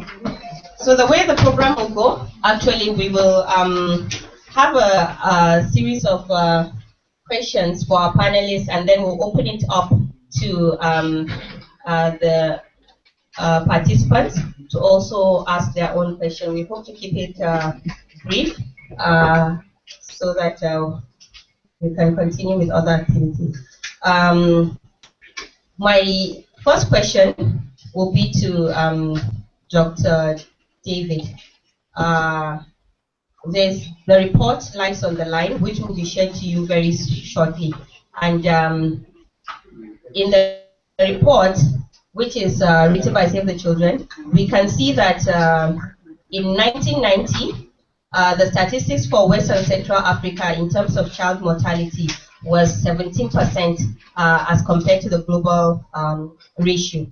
But today, we see that 30% of all child mortality is in this region of West and Central Africa. So I'd like you to please tell us what the situation is in Nigeria as compared to some other parts of the world, and why do we have this increase in West and Central Africa region?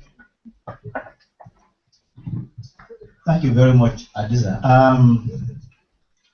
I want us to, in order for us to have a very clear understanding of where we were and where we are at the moment, which is what this question is addressing, we should think of the journey or the race in 1990 as a race when all of us were on the same line. We started on the same line.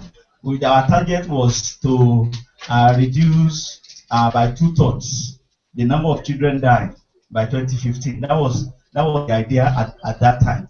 But all the countries of the world, all the over 200 countries of the world, were moving at different rates, or if you like, the speed was different from country to country. And it's from report now. Sub-Saharan Africa was actually contributing 17% to mortality among children under 5. But at the moment, we are contributing 30%. What that immediately tells us is that there are many other countries of the world that have moved much faster than we are moving. And therefore, they are moving very fast, and they are leaving us behind. And the faster they move, and the slower we are moving the race, the more the gap between them and us becomes. And that is why we are now at 30%, whereas we were 17% at the beginning. Now, why are we slow when other countries are actually moving fast? The reasons are not too far to find. Number one, the number of newborns that are dying has not changed significantly in this part of the world, which means that whereas the other parts of the world where there's a significant change has been able to deal with, or have been able to deal with the number of children who are dying in the first 28 days of life. But in this part of the world, we are very slow in terms of progress on that. That's number one. Number two, we have also not addressed the issue of malnutrition. And we know that in Nigeria, for instance, we know that 53% of all children that are dying have basic or fundamental malnutrition problem. Well, the global figure is about 33%. But even more so in this part of the world, our children are ab initio malnourished. And therefore, when they now have other preventable causes of death, it becomes so devastating that they succumb to it. We have not been able to address this. Thirdly, we have not been able to address the issue of supply of human resources. And when you are unable to do this, it simply means that all those children, especially the very vulnerable ones, when they fall sick, they don't have access to quality health from skilled, health workers. And when that happens, of course, you know what will happen. And this is even more serious in the rural areas. What this report has done is that it has clearly shown to us that the issue of equity has not been addressed at all in this part of the world. The rural poor are still where they were. The people who are very poor, even in the urban areas, are still where they were. The people who are not, educated are still where they were. So even in the country, even in the same country, it's possible for us, for some parts of the country or for some population to be moving very fast, when many parts of the country are actually very, very slow. So the people who are vulnerable are being left behind, and therefore our percentage has continued to relatively increase when we compare it with other parts of the world. Okay, thank you very much. Thank you very much, Dr. David. We can see Dr. Olajide in the small screen. I think you can see us. Can you see us? Can you see and hear us, Doctor? Yes, I can. Okay. I think he was, because he was taking notes at some point when Dr. David was talking. We'll give you an opportunity to talk if we can hear you. So listen to some words. All right. Can you hear me? My next question is to Mrs. Tino.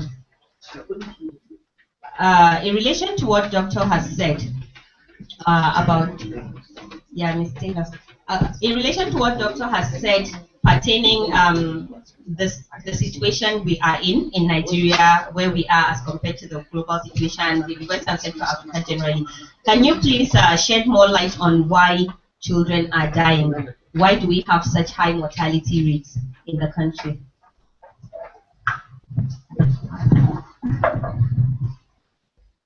Thank you very much. Let me first appreciate Save the Children for this wonderful event that's been put together on behalf of my director and the Honorable Minister of Health, and of course the entire Ministry of Health and the children of Nigeria. Thank you very much. Well, children are dying, there's no doubt about it. Doctor has shed a lot of light on why the gaps are still there. Maybe because we have not been addressing the issues squarely, or maybe we've not been putting a lot of effort in the right direction. And not because we don't know why they are dying. Why they are dying are very simple. Unfortunately, what is killing the children, we will still refer to them as preventable causes of death. And if they are preventable, it means children have no reason to be dying from them. Because when you talk of those things, you are talking of what the layman will call simple illnesses that end up becoming big and starting with these children. You're talking of malaria, you're talking of pneumonia, you're talking of measles, of some other vaccine preventable diseases, you're talking of diarrhea. And of course, like you said, underlining most of these things is malnutrition among the children. That's older children. But importantly, we have a big chunk of this death from the newborn. We contribute almost a quarter of this death of under 5 deaths. And what is killing these newborns are also preventable causes. These are things that can be addressed through employment of skilled attendants, like I said, issues of birth-related injuries, there are severe infection in children, complications from preterm birth, tetanus. Those are things that we have interventions in need of uh, implement and prevent these things. But this gap are still there because we have not been addressing those issues we should address properly. And I think one of those, short of repeating what Dr. just said, one of those key things is also community involvement, involving the community, the caregiver themselves to be able to take appropriate actions, and importantly also behavioral change solution. Because most of these things also have habits, and if you look at you see there is a wide regional variation in the number of deaths of these children. Where you have the low indices for education is where you have the low indices for health is where you have, all those other issues as well. Okay, thank you very much. That was very elaborate. I'll go over to Blossom. Blossom, we have heard that there are a lot of things that we can do to prevent deaths of children. And we know that you are trying to push for necessary action to be taken. There's a global petition for child survival. Can you tell us a little bit more about that? Okay, thank you very much, Hadiza. Good afternoon, everyone. The global petition for child survival, it's something that came up. The idea is to connect technology with pressing world issues at the moment. And one of those world issues, especially if you look in this country, for Nigeria, is child mortality. Like took time earlier to explain the jargons and why it is still persisting. So from our own end, what we're just trying to do is to call attention to this fact, to how it affects us as individuals from our own little space, and then encourage people to take action. What action can you take as a human being, as an individual? We just set up this petition page online for people to go there and then just sign and lend their voice to the campaign. And you'll be wondering, okay, how would this make any difference?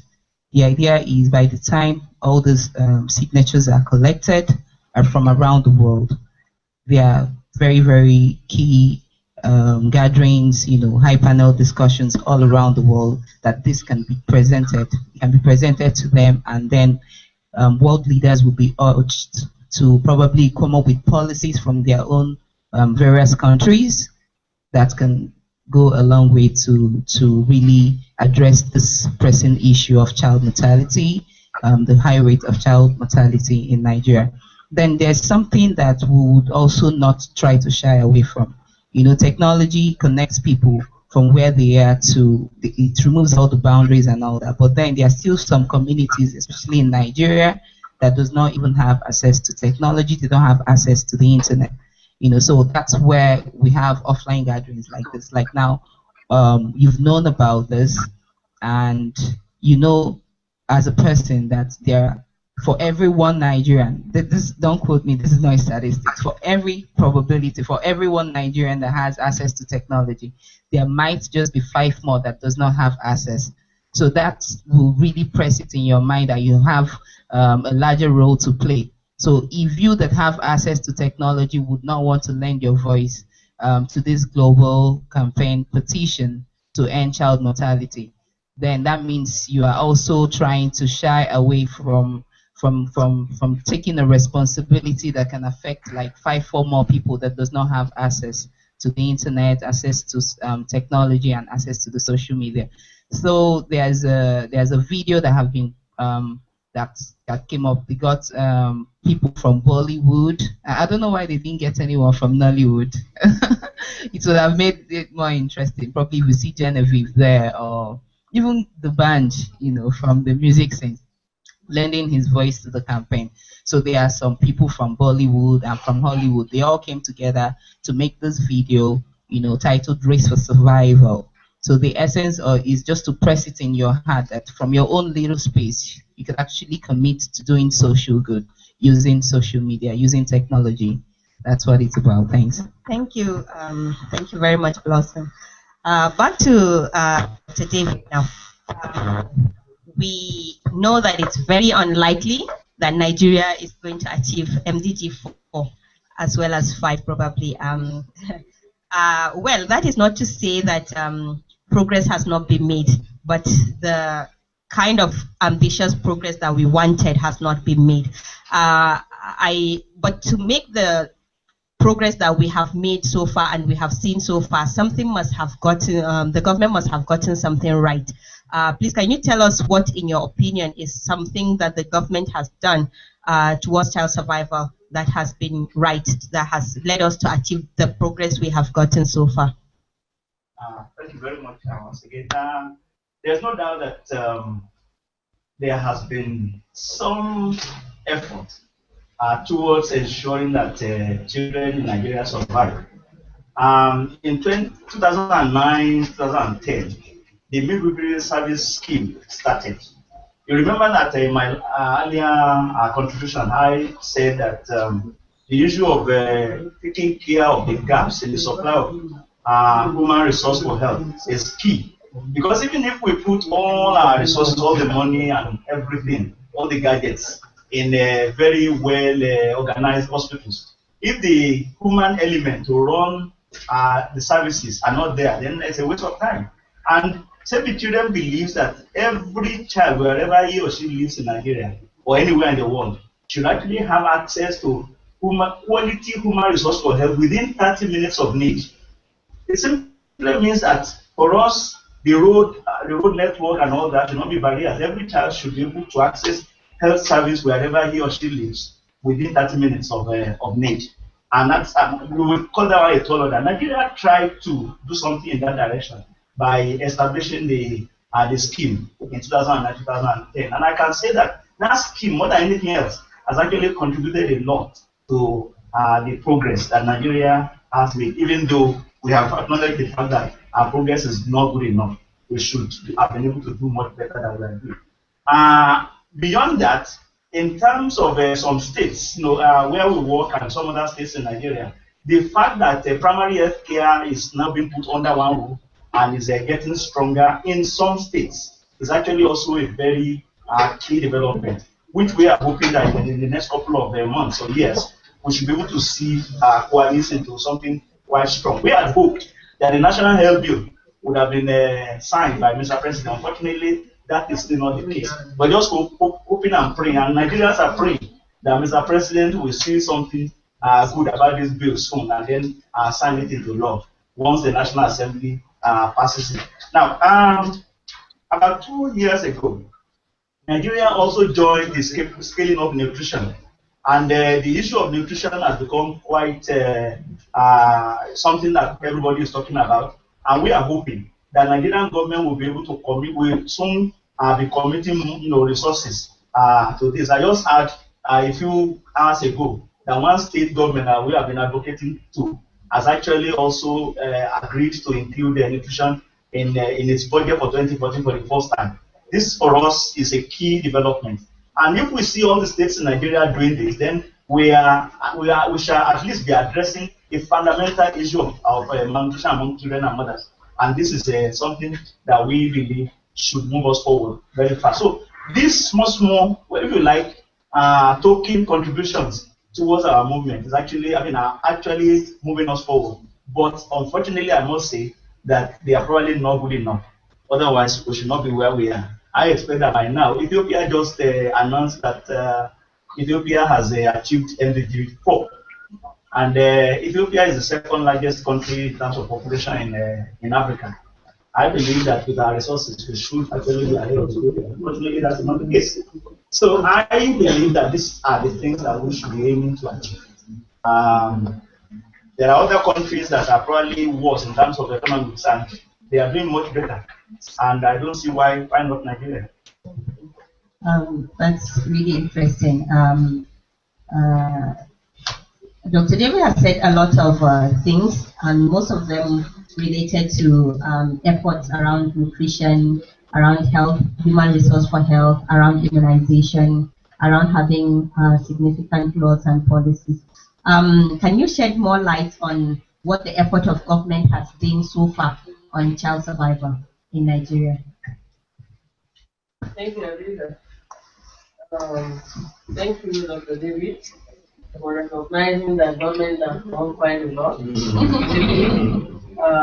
We may not have reached the target, the goals which we set, so we are not resting and we are not sitting on our arms.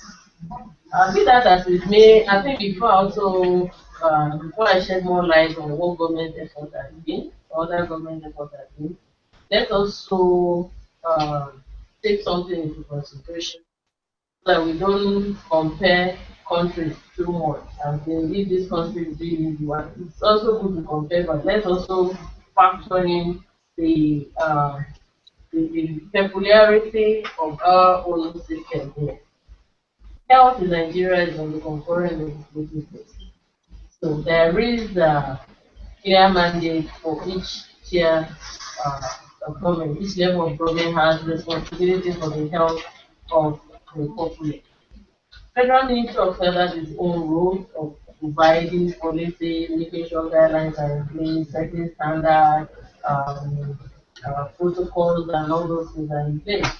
But the onus also is also on the State Ministry of Health to do the same for especially the secondary health facilities and the local government also to take care of health of the at the primary level.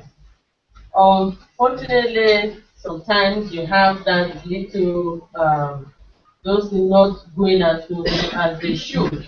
And I'm also happy that Dr. David mentioned the issue of the health bill. Because until health reaches every nook and cranny of the country, reaching everybody, then we cannot achieve what we achieve. We can also not run away from the fact that our big population is an issue. If we reach 10 million people, if some other countries reach out to 10 million people, it will be becoming poor. If Nigeria reaches out to 50 million people, we have not started. They are still on the move. Be that as it may, I will share a little more light on what other effort government has been doing, and part of it includes strengthening the infrastructure. I'm sure you all go to, especially our primary care facilities, where the majority of women and children attend, because we have a lot of dilapidated infrastructure. Government has been putting a lot of emphasis to make sure this is strengthened. You have structures in place, you have equipment and medicine available there, you have human resource there, and I won't go over the short time human resource gap measure that which is the midwife service scheme that has been increasing over the years, supposed to be a short time measure that we are still on, and we are hoping that by the time the scheme is over, something much more lasting will be in place. So the Ministry of Health is at all levels is focusing on that infrastructure, just focusing on the human resources because we know the gaps are there. We don't have enough. We think we are producing enough, but we don't have enough that will go around the whole country. And a lot of emphasis is also encouraging even to increase admission objects of School of Nursing and Technology and all that, so that we can have even state ministry of health establishing more of those facilities. Also, more importantly, the community involved, empowering community. There are a lot of global movements that Nigeria is still into. We are talking of issues of, for instance, integrated policy-based management of major travel businesses, empowering caregivers to know what to do. Apart from just giving them the promotional aspects of knowing what, but taking action as appropriate. Because some of the causes, or part of the causes of death in this children, because caregivers take wrong actions. Because whatever you do, caregivers will take actions as the community when so we are empowering them to take appropriate action. Government is also looking at the health financing, looking at the issue of health insurance scheme, both in the formal and informal sector, and now even going to have pilot in some communities so that the financial barrier for taking help will also be reduced. Government also is now looking more into research and development, which is what has not been receiving a lot of attention before. So that we look at issues affecting health of children in the community and the community. Then there is this renewed focus on the newborn health. We said they contribute a lot to the chunk of mortality in children. Now there's a renewed effort to focus on the intervention for the newborn. That is part of government review. We are also, of course, keen into the global action to global call to child survival. Promise renewed. Nigeria has signed on to that, and we are working to make sure that we key into all those interventions that are highlighted. I think importantly, what government is trying to do is to make sure that help reaches all the needs and every child in the community. And that is why the onus is on every Nigerian and every stakeholder to still put them out to make sure that the health inside is well, because this will have a lot of effect on the health. Thank you very much. Thank you. That was well spoken. So we will just to remind you that we'll have an opportunity to ask questions to any of the panel members. I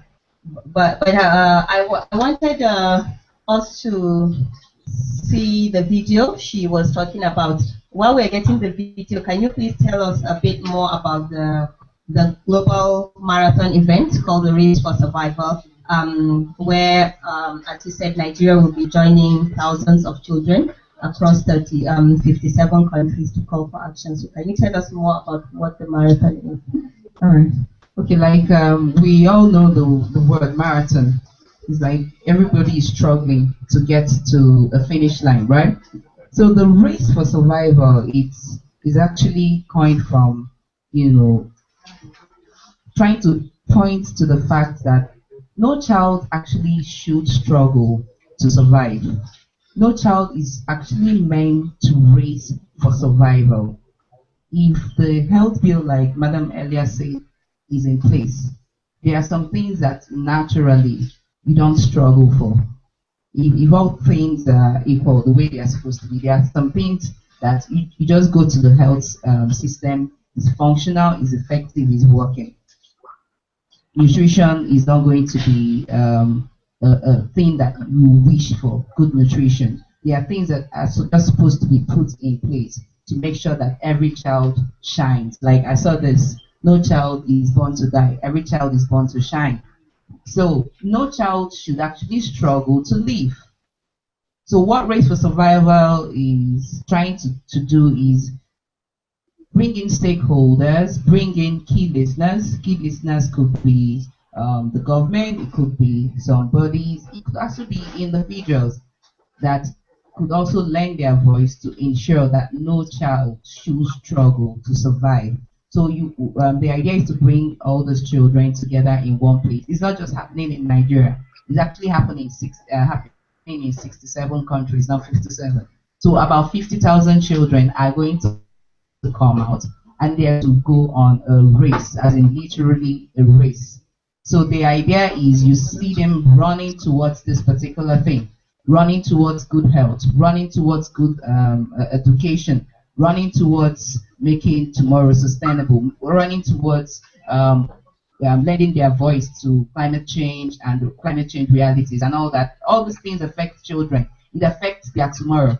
So Race for Survival is just the way the word comes out. Race for Survival is a literal representation of the struggle that children go through just to make sure that they see tomorrow, and not just see tomorrow, they see tomorrow and also enjoy tomorrow. So on the 2nd November, 2nd November, it's happening in Abuja, Nigeria, and also in 7 other countries in every part of the world. Thank you very much, Blossom. I like the fact that you said life should not be a race or a struggle for survival. Maybe you can struggle for other things, but not to be alive. I mean, there are a lot of other issues that we are facing. We shouldn't subject our children to struggling to survive, especially if we can prevent that. Can we just have a clip of the video? Can we see it's how many minutes? 3 minutes? Yeah, it's like 2 minutes 55. Okay, 3 minutes. Okay.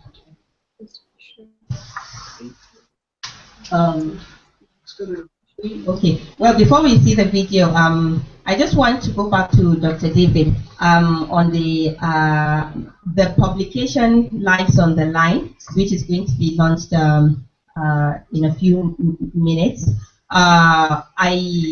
The publication talks about a lot about equitable coverage and universal health coverage. And I think a lot of what also the Ministry of Health have said, even though we have broken it down into smaller bits and pieces like newborn health bill and so on, all these things are moving towards ensuring there's equitable health coverage. So I wanted to have a better understanding of what we mean by equitable health coverage and how do you measure if we have achieved equitable progress? What standard do we use?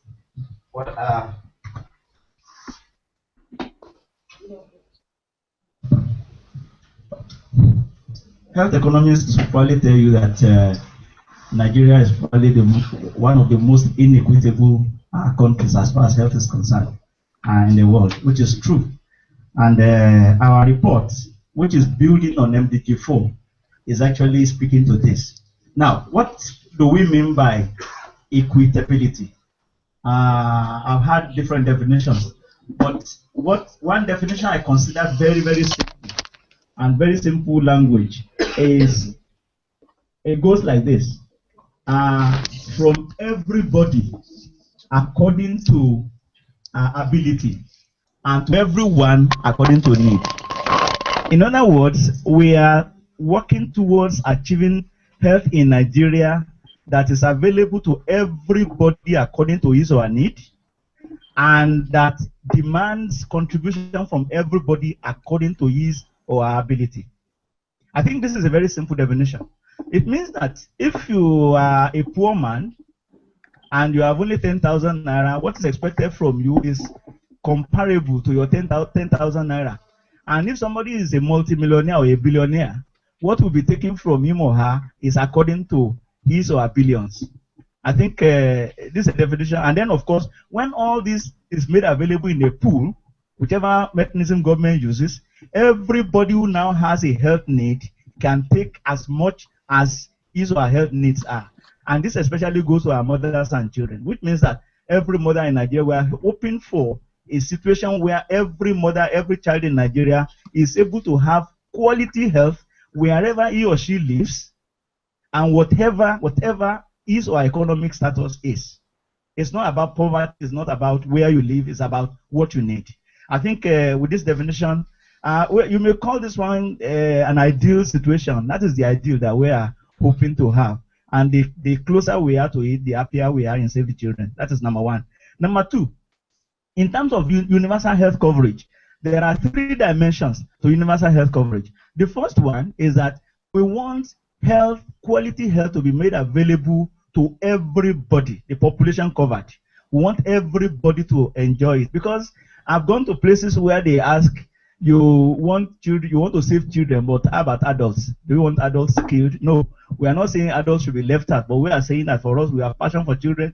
We believe that every child, wherever he or she lives in Nigeria, should have access to quality health. So the population covered is important. We want it for all. And then it's about what services are covered. We want all services to also be under this umbrella. In other words, whatever your health need is, whether it is preventive, whether it is promotive, whether it is curative, whether it is restorative, we want it to be available to you wherever you live. Whatever service you need should be made available to all Nigerians. And the third dimension is about the cost. What all costs covered. We don't want a situation where there are hidden costs. I know NEPA has a lot of hidden costs, and DSTV has a lot of hidden costs. But for us, I'm sorry if I'm appearing like I'm talking about companies, but I'm just giving examples. Now, what we are saying is that for health, we don't want there to be any hidden cost. Whatever you need, we want it covered by this. That is the universality of it. Everybody, all services, and all costs. Now, the second part of the question that Adiza asked has to do with how do we measure equity. It's very simple. You take 100 people in the rural area, you take 100 people in the urban area, and you compare the mortality among the groups, and you discover that mortality is much higher, significantly higher in the urban than in the rural. That is inequity. You take poor people 100, take rich people 100, and compare, how children are dying or faring in the two groups, and you discover that there's a significant difference. The number of children dying among the rich is much lower compared to the number of children who are dying among the poor. Of course, that's inequity. We want a situation where the rate is similar in the two groups. Whether you are living urban or living in the rural, whether you are rich or you are poor, whether you are educated or not educated, and so on and so forth. Equity has to do with ensuring that everybody, whatever sector he or she belongs, is able to have quality health service such that mortality reduces in all. And that is the only way by which we won't leave some populations behind when other populations are moving forward. Thank you. Thank you very much. So just before we do the roundup of questions, I would like to ask people who from the audience if you have any question or comment or anything you need to be clarified. So if you can just come up here. So let me just see your hands to know how many people we have. Okay. So anybody that wants to ask a question pertaining the discussion or make a comment. Okay. So no hand up. All right. That's okay. So we'll do the final we'll do the final round of discussion. Well, the final round of questions, but I would want to. I'm not really comfortable with people not asking questions. We have stayed here for about an hour, and so yeah. Okay, there's somebody. Okay. Okay. Okay. So let's see. Let's start with our guest from Ethiopia and see if he has a question to open the floor for questions. Then I have somebody there, and then we'll take some other people.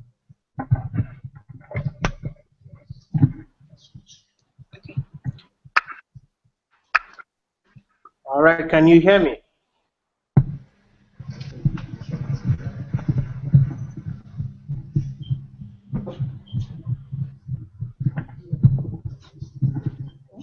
Okay, well, I do not have a question, but I do have a contribution. Indeed, yes, the proportion of child deaths reported by certain Africa is on the increase. However, it is clear that in the last 22 years, Africa has actually reduced child mortality and morbidity by about 89%. We have made significant progress. However, we have not been able to move at the pace that the other regions of the world move. And there are several reasons for that. You would note that the regions that you have just mentioned are regions that currently are experiencing political instability. Some of them have actually experienced armed conflict in the period of time we're talking about. They've experienced drought, and this has further exacerbated the issues of undernutrition, which has rendered them vulnerable. That said, the progress that we have seen has been consequent upon investment by the highest level of governance, where heads of state and government themselves have recognized the significance of investing with regards to health. For us to move from where we are to where we want to be, just like the other panelists have mentioned, we need to increase investment with regards to healthcare service delivery and health, not just within facilities but also within the community, ensuring that we have an integrated system in place, addressing the gap in human resources for health, as well as ensuring that our systems and function properly and accountability mechanisms are put in place. Currently, Africa is at the point where we can harness significant economic growth from our current demographic profile. But we are sure that we cannot achieve that unless we have significant investment in the social space, particularly with regards to child health. So these are issues that the continent leadership themselves are aware of, and they are issues that the continent leadership are addressing. But we remain conscious of the fact that results must be delivered at the country level. And it requires a multi-sectoral approach, strengthening community involvement as well as system strengthening across board. So where we are should be celebrated, but we should keep our eye on where we want to go. Thank you. Thank you very much for your contribution. We do appreciate, especially coming all the way from the African Union. So somebody here has some comment to make? A question, yeah. Good afternoon. You said something about human resource. You also said it. I'm a bit confused about it. What are we doing exactly to address that issue of human resource? You said something about encouraging people to go into School of Nursing and other medical schools. I've never done the research, but I want to believe that there are students in these schools already, and I know our educational system is still part of the whole drama and part of the whole complication. So is there really hope on this matter of addressing this human resource and the angle you're going about it? Human resource. There's been a lot of talk about increasing the number of human resources and filling the gap, but what exactly and what's happening?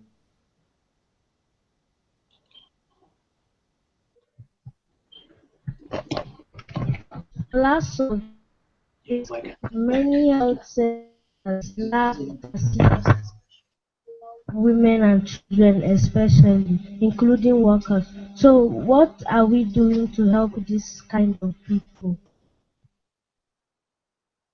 Okay, still related to the human resource for health, they have done a survey and they firsthand, so they are concerned like what is being done. The issue that I don't think we can just address briefly, the audience more clarification on this health worker gap. My question is, from your first speech, you talked about the problem of malnutrition, and considering the present condition in Africa, the peculiarities especially among Saharan countries where poverty is rife, do you think there is any hope in addressing this challenge, and how do you think it can be dealt with?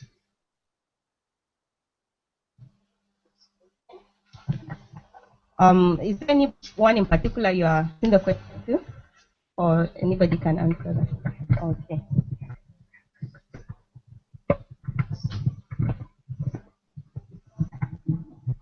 Good afternoon. My question, I want to address it to the Ministry of Health. I am, first of all, Dr. Olaimi, you mentioned this Race for Survival video where you had influential people from around the world coming together to support putting a stop to child death. I'm wondering, what role is it you think that social media can play in such a campaign? And if it has been playing any role at all in any part of the world, what evidence is it that that role has yielded positive results? And then to the Ministry of Health, why is it that such campaigns are left to individual non-government groups? What is the government doing to harness such role? His question is particularly on how government taking the lead on survival.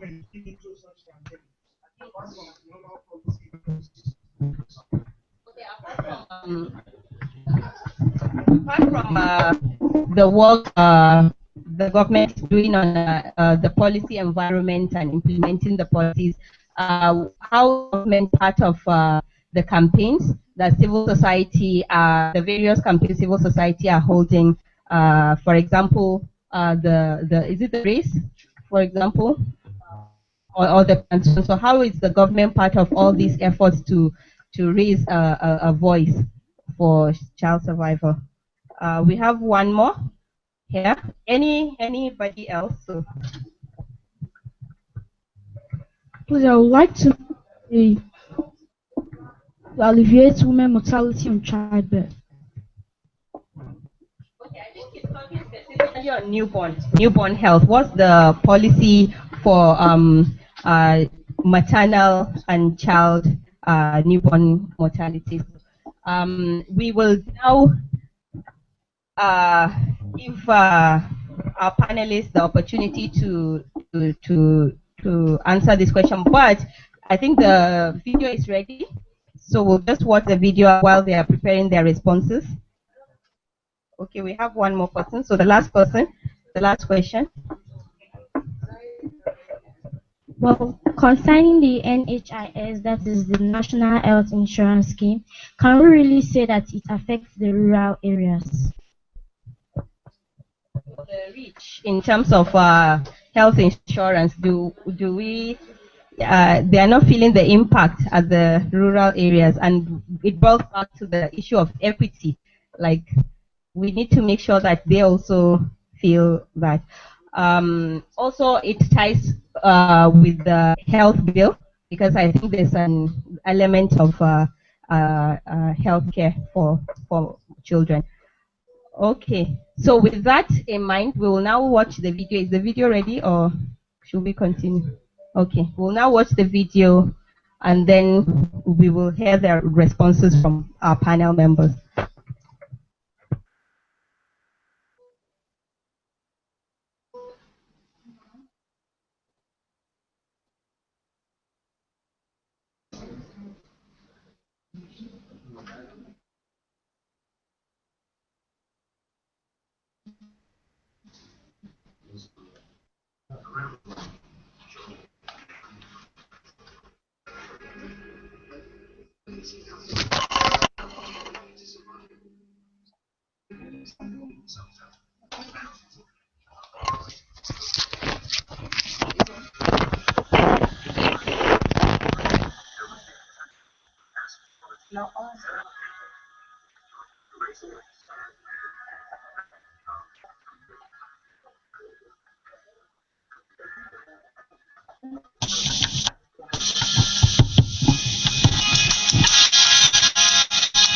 Save the Children, we're campaigning for every child's right to survive, no matter.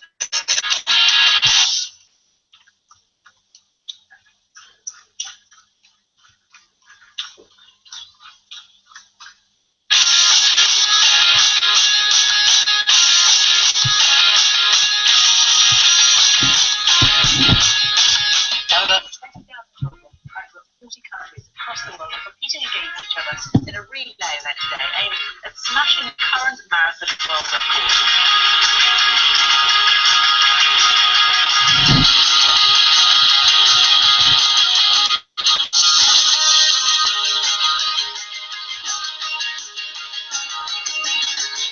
Join in the action on October the 23rd. One day, one Save the Children, with thousands of children and young people speaking out against the injustice of preventable child deaths.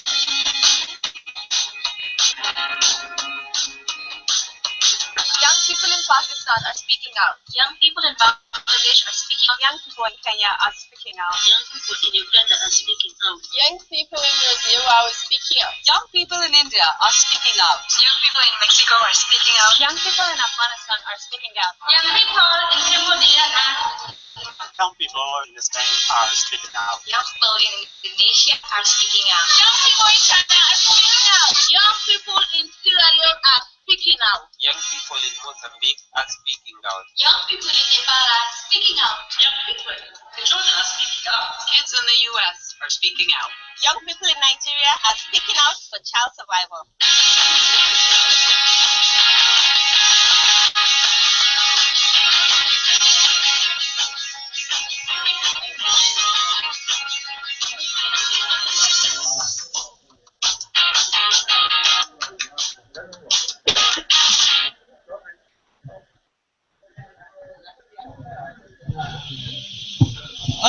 So now that we have seen the video on Race for Survival, can we, though this is not the one with the celebrities, but I think it's good enough, can we just respond some of the issues that were raised? Let me start with the Federal Ministry.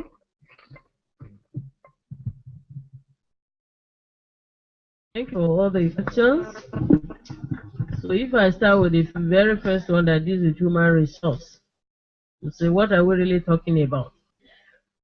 Human resource, it has to do with training human beings to become skilled, to be able to deliver health services.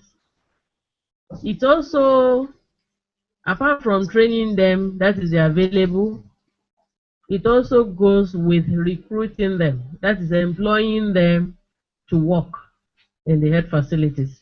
And that's when I talked about the health being on the concurrent list at the other time. You have Federal Ministry of Health putting human resource in federal medical centers and teaching hospitals. You have State Ministry of Health having responsibility to staff the secondary health facilities, when the local government should put staff in the primary care centers. You discover that there are some places where you have these human resources that are there, they're not being employed. Now, the issue is, how do we get the various states, the various tiers of government to employ the right health workers into our health facilities? That is one issue, if we have them available. But I tell you that even as of today, we don't have enough available. There is a recommendation from World Health Organization that talks about ratio of what a skilled health worker, what it should be to a population. We have not met that criteria. And I give you an example. We used to say we have too many unemployed midwives and CHUs all over. But when the midwife service scheme came up, we went to advertise on television, on radios, on newspapers for unemployed and retired midwives to come and register. We were looking for 5,000 for a start. It was an equivalent task to get 2,000. And you discover that even many of these were already working in some private facilities. And what it simply means is that we still do not have enough. So the government came up with the effort of encouraging schools of nursing and health technology to increase their intake, increase the teachers that will teach them so that they can train more and make them available. Now, training them is one aspect, recruiting them appropriately is another aspect, and retaining them is another crucial thing. We know we have the different regions in Nigeria, we have different peculiarities. There are some regions here in Nigeria that people will refuse to be seen by a male health worker because the women will not go to them. And then you don't have the women from the same region being released to go for training. And people that are willing to go from the other region to this region also have the issue of security. So those are issues in human resource problem. But government is taking note of everything and looking at ways to circumvent or to prevent or to make these things good for us. So we are not resting on us. Government is looking at what are the problems, what are the issues, how do we circumvent it. For instance, so many of the state government came up with innovative idea of going to community to say, give us female children from your community, we'll train them for you, send them to School of Health Technology, send them to School of Nursing, or even those that have qualification that can be trained as doctor, and then we employ them for you so that they'll be working in the community. I can give an example of Gombe State. They've done this quite a lot, and quite a number of them are retained. So it's an ongoing thing. We know the problems are not totally solved. Well, they are not solved yet, but we are moving on, and I'm sure one day we'll get around to solving the problems. Yeah, issue of health facilities, also I mentioned when I shed more light on other government efforts at improving child survival. strengthening the health system is key. We realize quite a number of surveys have been done that a lot of things are lacking in our facilities, both primary, secondary, even the tertiary.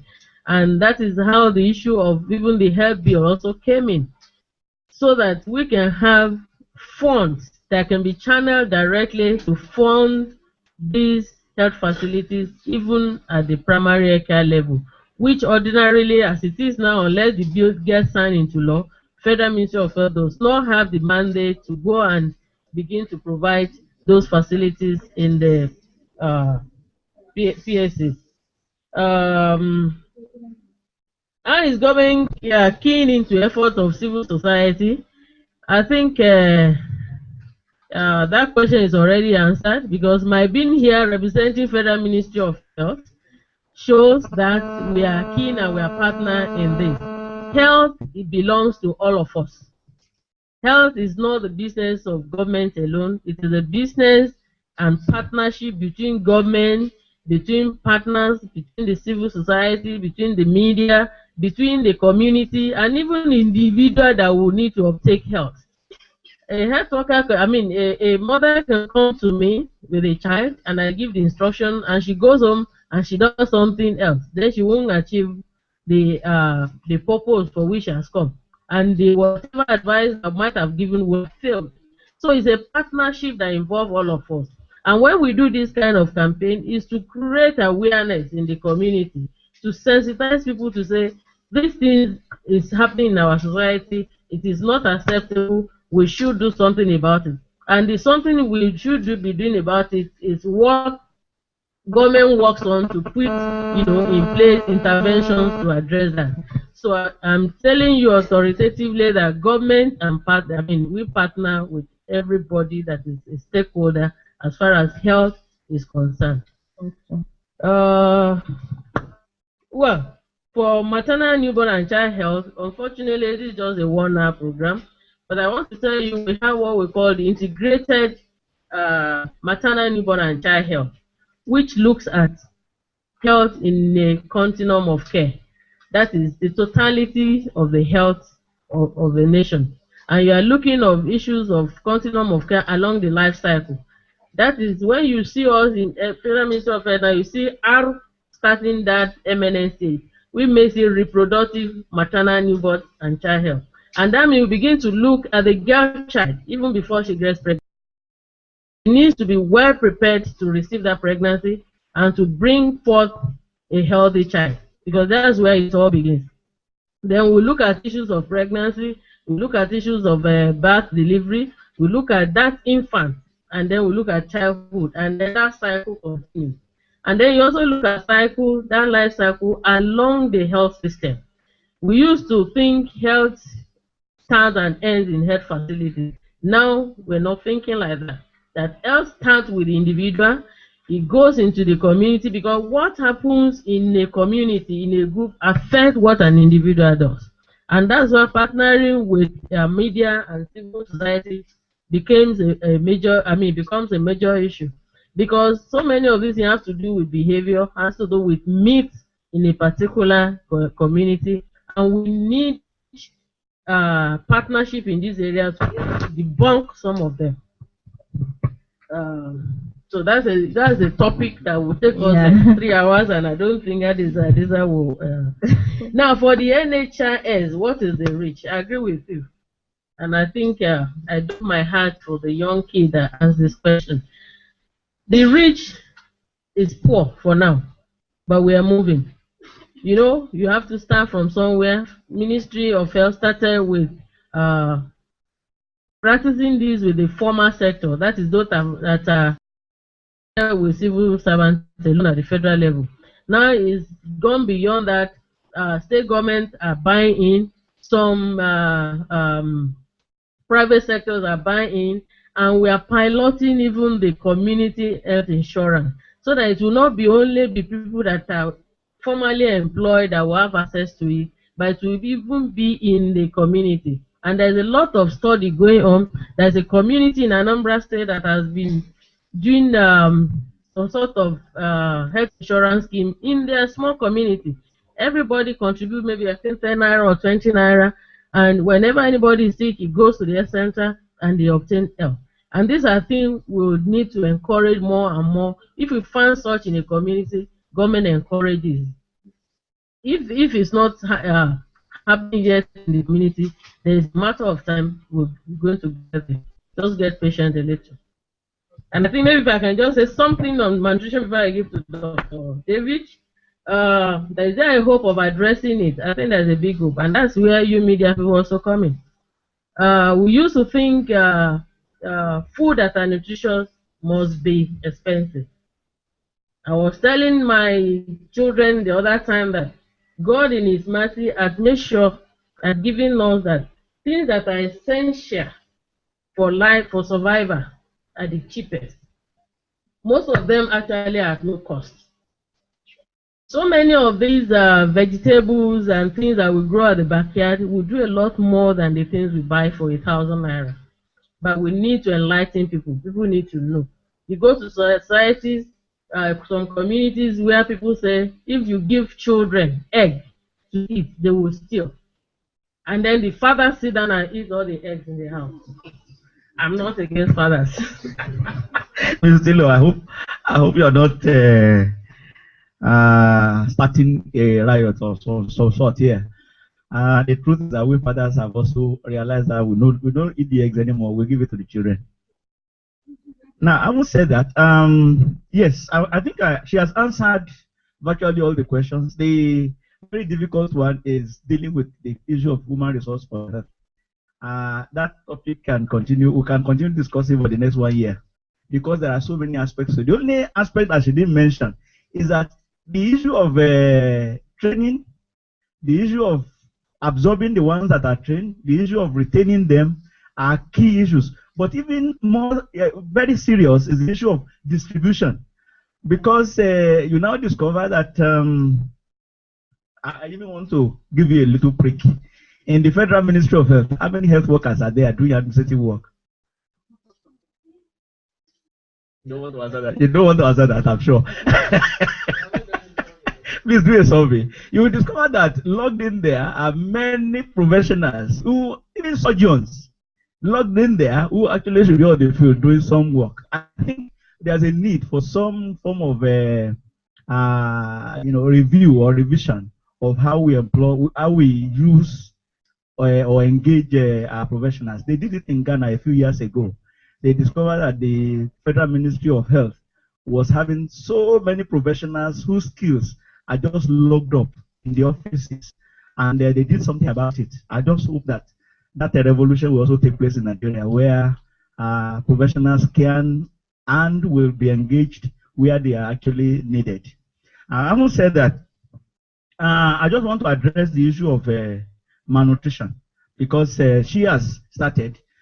There are aspects of it that those of us here can start doing something even today. The exclusive breastfeeding rate in Nigeria is one of the worst in the world. Exclusive breastfeeding rate.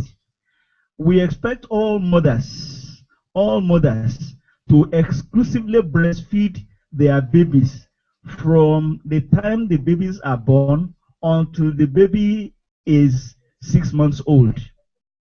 The first 6 months of life. That's what we expect. But what the statistics in Nigeria for 2008 was telling us that only 17%. And as a matter of fact, the mix 2011, I think, is telling us 15%. So, sorry, 13% in 2008, and we moved only to 15% in 2011, which means that this is one area where at individual or family level, we are not even doing well. So we can blame government for all we care. The truth is that a lot of blame also rests with us. So at the family and community level, there's a lot to be done. But I want to tell you that as a government, Nigerian government has seen the need to address the issue of malnutrition, especially among mothers and children. And that is why Nigerian government 2 years ago joined what we call the Scaling Up Nutrition Initiative, which is a global campaign. And I just hope all of us here will also key into that campaign, because it involves all of us. Now, what that means is that we want to make sure that nutrition becomes a key issue in all our development efforts. And government of Nigeria has already joined the initiative, and we are expecting that what that means is that more money will be made available for nutrition, for interventions, and every child, every mother, wherever he or she lives, again, question of equity, the question of universal health coverage, will be able to have access to nutrition service wherever they are. We are already advocating at the federal level, we are advocating at the national and the state level, and we are seeing results. I just told you that I was giving an information that the state has already agreed that some money for the first time will now be devoted to nutrition. We want this one to happen in all our states. Well, I don't want to mention the state now because it's still speculative. But what we are hoping that we will see in the coming years is every state in Nigeria putting something significant to address the issue of nutrition. And like Mrs. Taylor said, it is quite true. And actually, the way she put it really, makes me very, very glad, because if God in his wisdom has not made those things that we need for survival cheap and readily available, I'm sure many of us will not even survive. If we have to buy air, for instance, you know what that means. And there are, when you go along Benue axis and you are going on the way to Cross River Obudu, you will see so many mango trees and oranges just rotting away in the country where a lot of people are suffering malnutrition. What I'm trying to say is that these things are available. We only need to harness our resources and make sure that it is available to everybody who needs at a cost that everybody can afford. Government is already taking the lead on this. We also need to key and support government and advocate that government actually takes the right decisions for mothers and children. Thank you. Blossom, do you want to round up? Yes. All right. He asked something about we envisage social media, the new media and technology could actually help in propagating what we're currently talking about. And then I think you also wanted to know some instances where it has worked. Well, the good thing about using new media to advocate is just one thing. Boundaries are removed.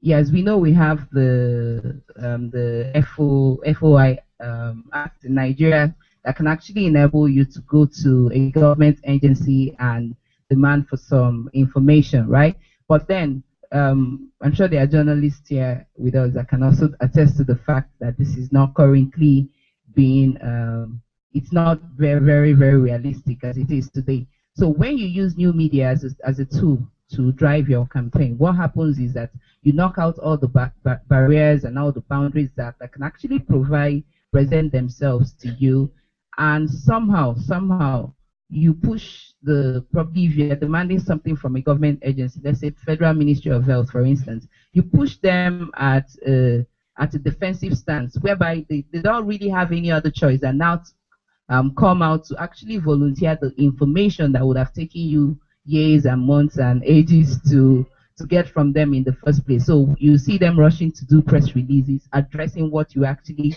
on about at the initial time. There is one that readily comes to my mind. There was the Save Bagega campaign, which I think you should know much more than I should know.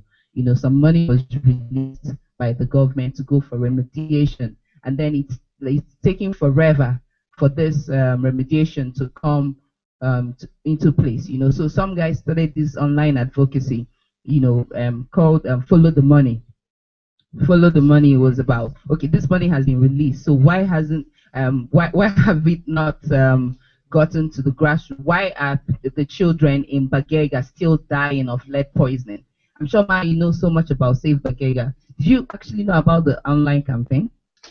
At the point, did you get to hear a little about it? So what the Save Bagega campaign did was it forced the people that were sitting on the money to now come out to explain why children are still dying when there's money that has been released, to remediate what has happened, to take them and treat them and allow them to see and enjoy a better tomorrow. So those are the things that online advocacy can do. But then the good thing about it is it's not a one-man effort.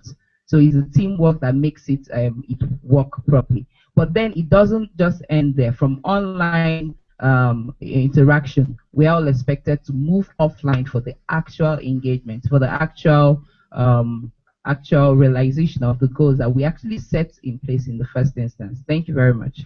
Right, thank you, thank you. I think one of the things that we have learned today is that all hands must be on deck for child survival, in as much as the government has a role to play, and we're urging them to race faster in terms of achieving greater indices for Nigerian children. We also have our own role to play, according to Dr. David and Blossom, that we use whatever is in our capacity, whether it's breastfeeding, whether it's our phones that we want to use to send petitions.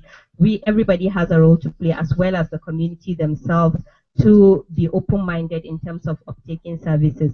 Thank you very much, everybody, for being part of this discussion.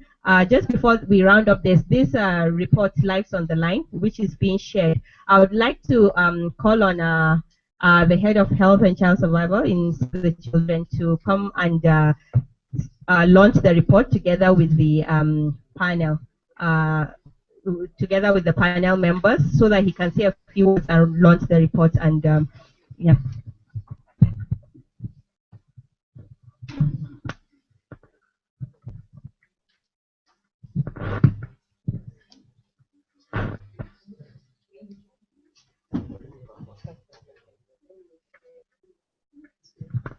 Good afternoon, everybody, and members of the panel. My name is Biniam. I'm the head of health and child survival, working for Save the Children with Adiza, David, and the rest of my colleagues here.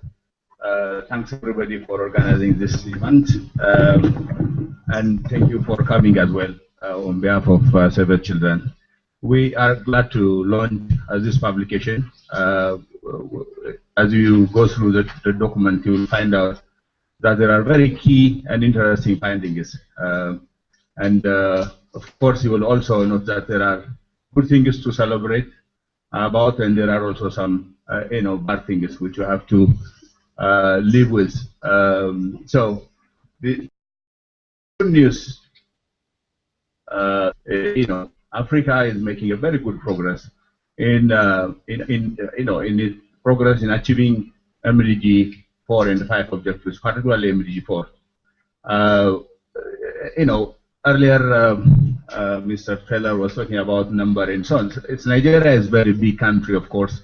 There are lots of challenges and so on, but other big countries have also really made good progresses, like Bangladesh, my own country, Ethiopia, which is half, a little bit over half of Nigeria has achieved MDG 4. We are poorer than Nigeria in all accounts, and so it's not necessarily also resources and so on. So there are other poorer countries in Africa which has achieved MDG 4 objectives already. The Tanzania, Malawi, Ethiopia, Liberia, our own tiny poor country, Liberia, and so on. So it's not necessarily about resources and so on. But back on the issue of Ethiopia achieving, that's my home country, which has achieved MDG 4, but my host country, Nigeria, has not. So I have not yet celebrated, even if my fellow Ethiopians are celebrating this. Because until Nigeria achieves this MDG 4 objective, I think we can't celebrate, because, if there is no Nigeria, what's Africa? We are 1/4 or 1/5 of Africa. So if Nigeria is not achieving it, then Africa is not going to achieve. So nobody can rest really in peace without seeing that progress.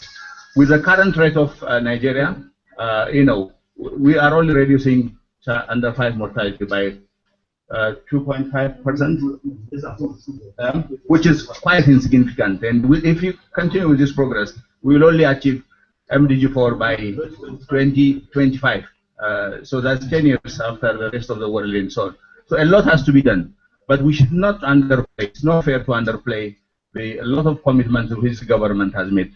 This government has made more commitments than all the governments before. So, the recent example of the Saving 1 Million initiative by the president, that the president being a co-chair of the UN committees for saving lives and so on, are really good commitments. But I think some of the commitments to action and so on. And it is for all of us really to stand up, redouble our efforts, and support the government in its stride to achieve MD4. So without taking further of your time, I would like to officially launch this publication with Madam Taylor and everybody else. Please come over.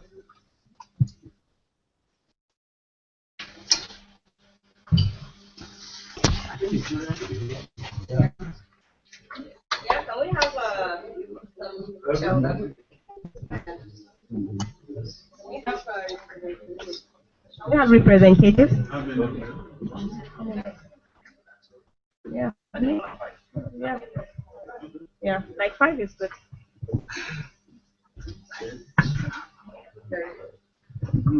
Thank you.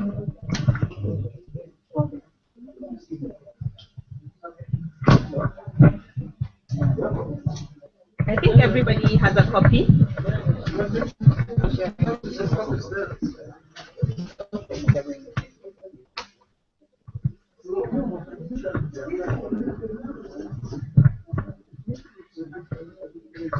The picture so that they can also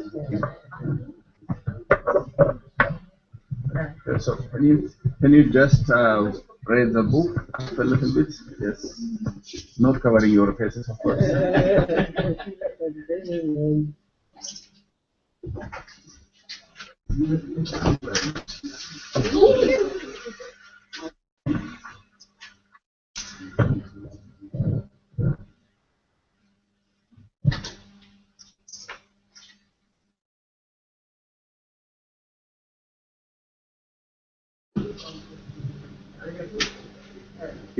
Can I also ask the rest of you to raise the publication up a little bit?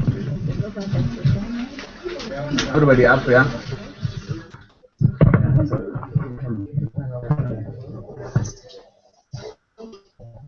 Raise it up, please.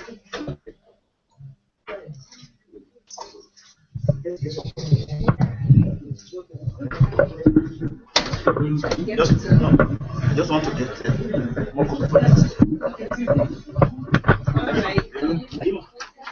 thank you very, very much. And with this, I wish to declare the event closed. I thank you once again for being part of this event. Thank you very much.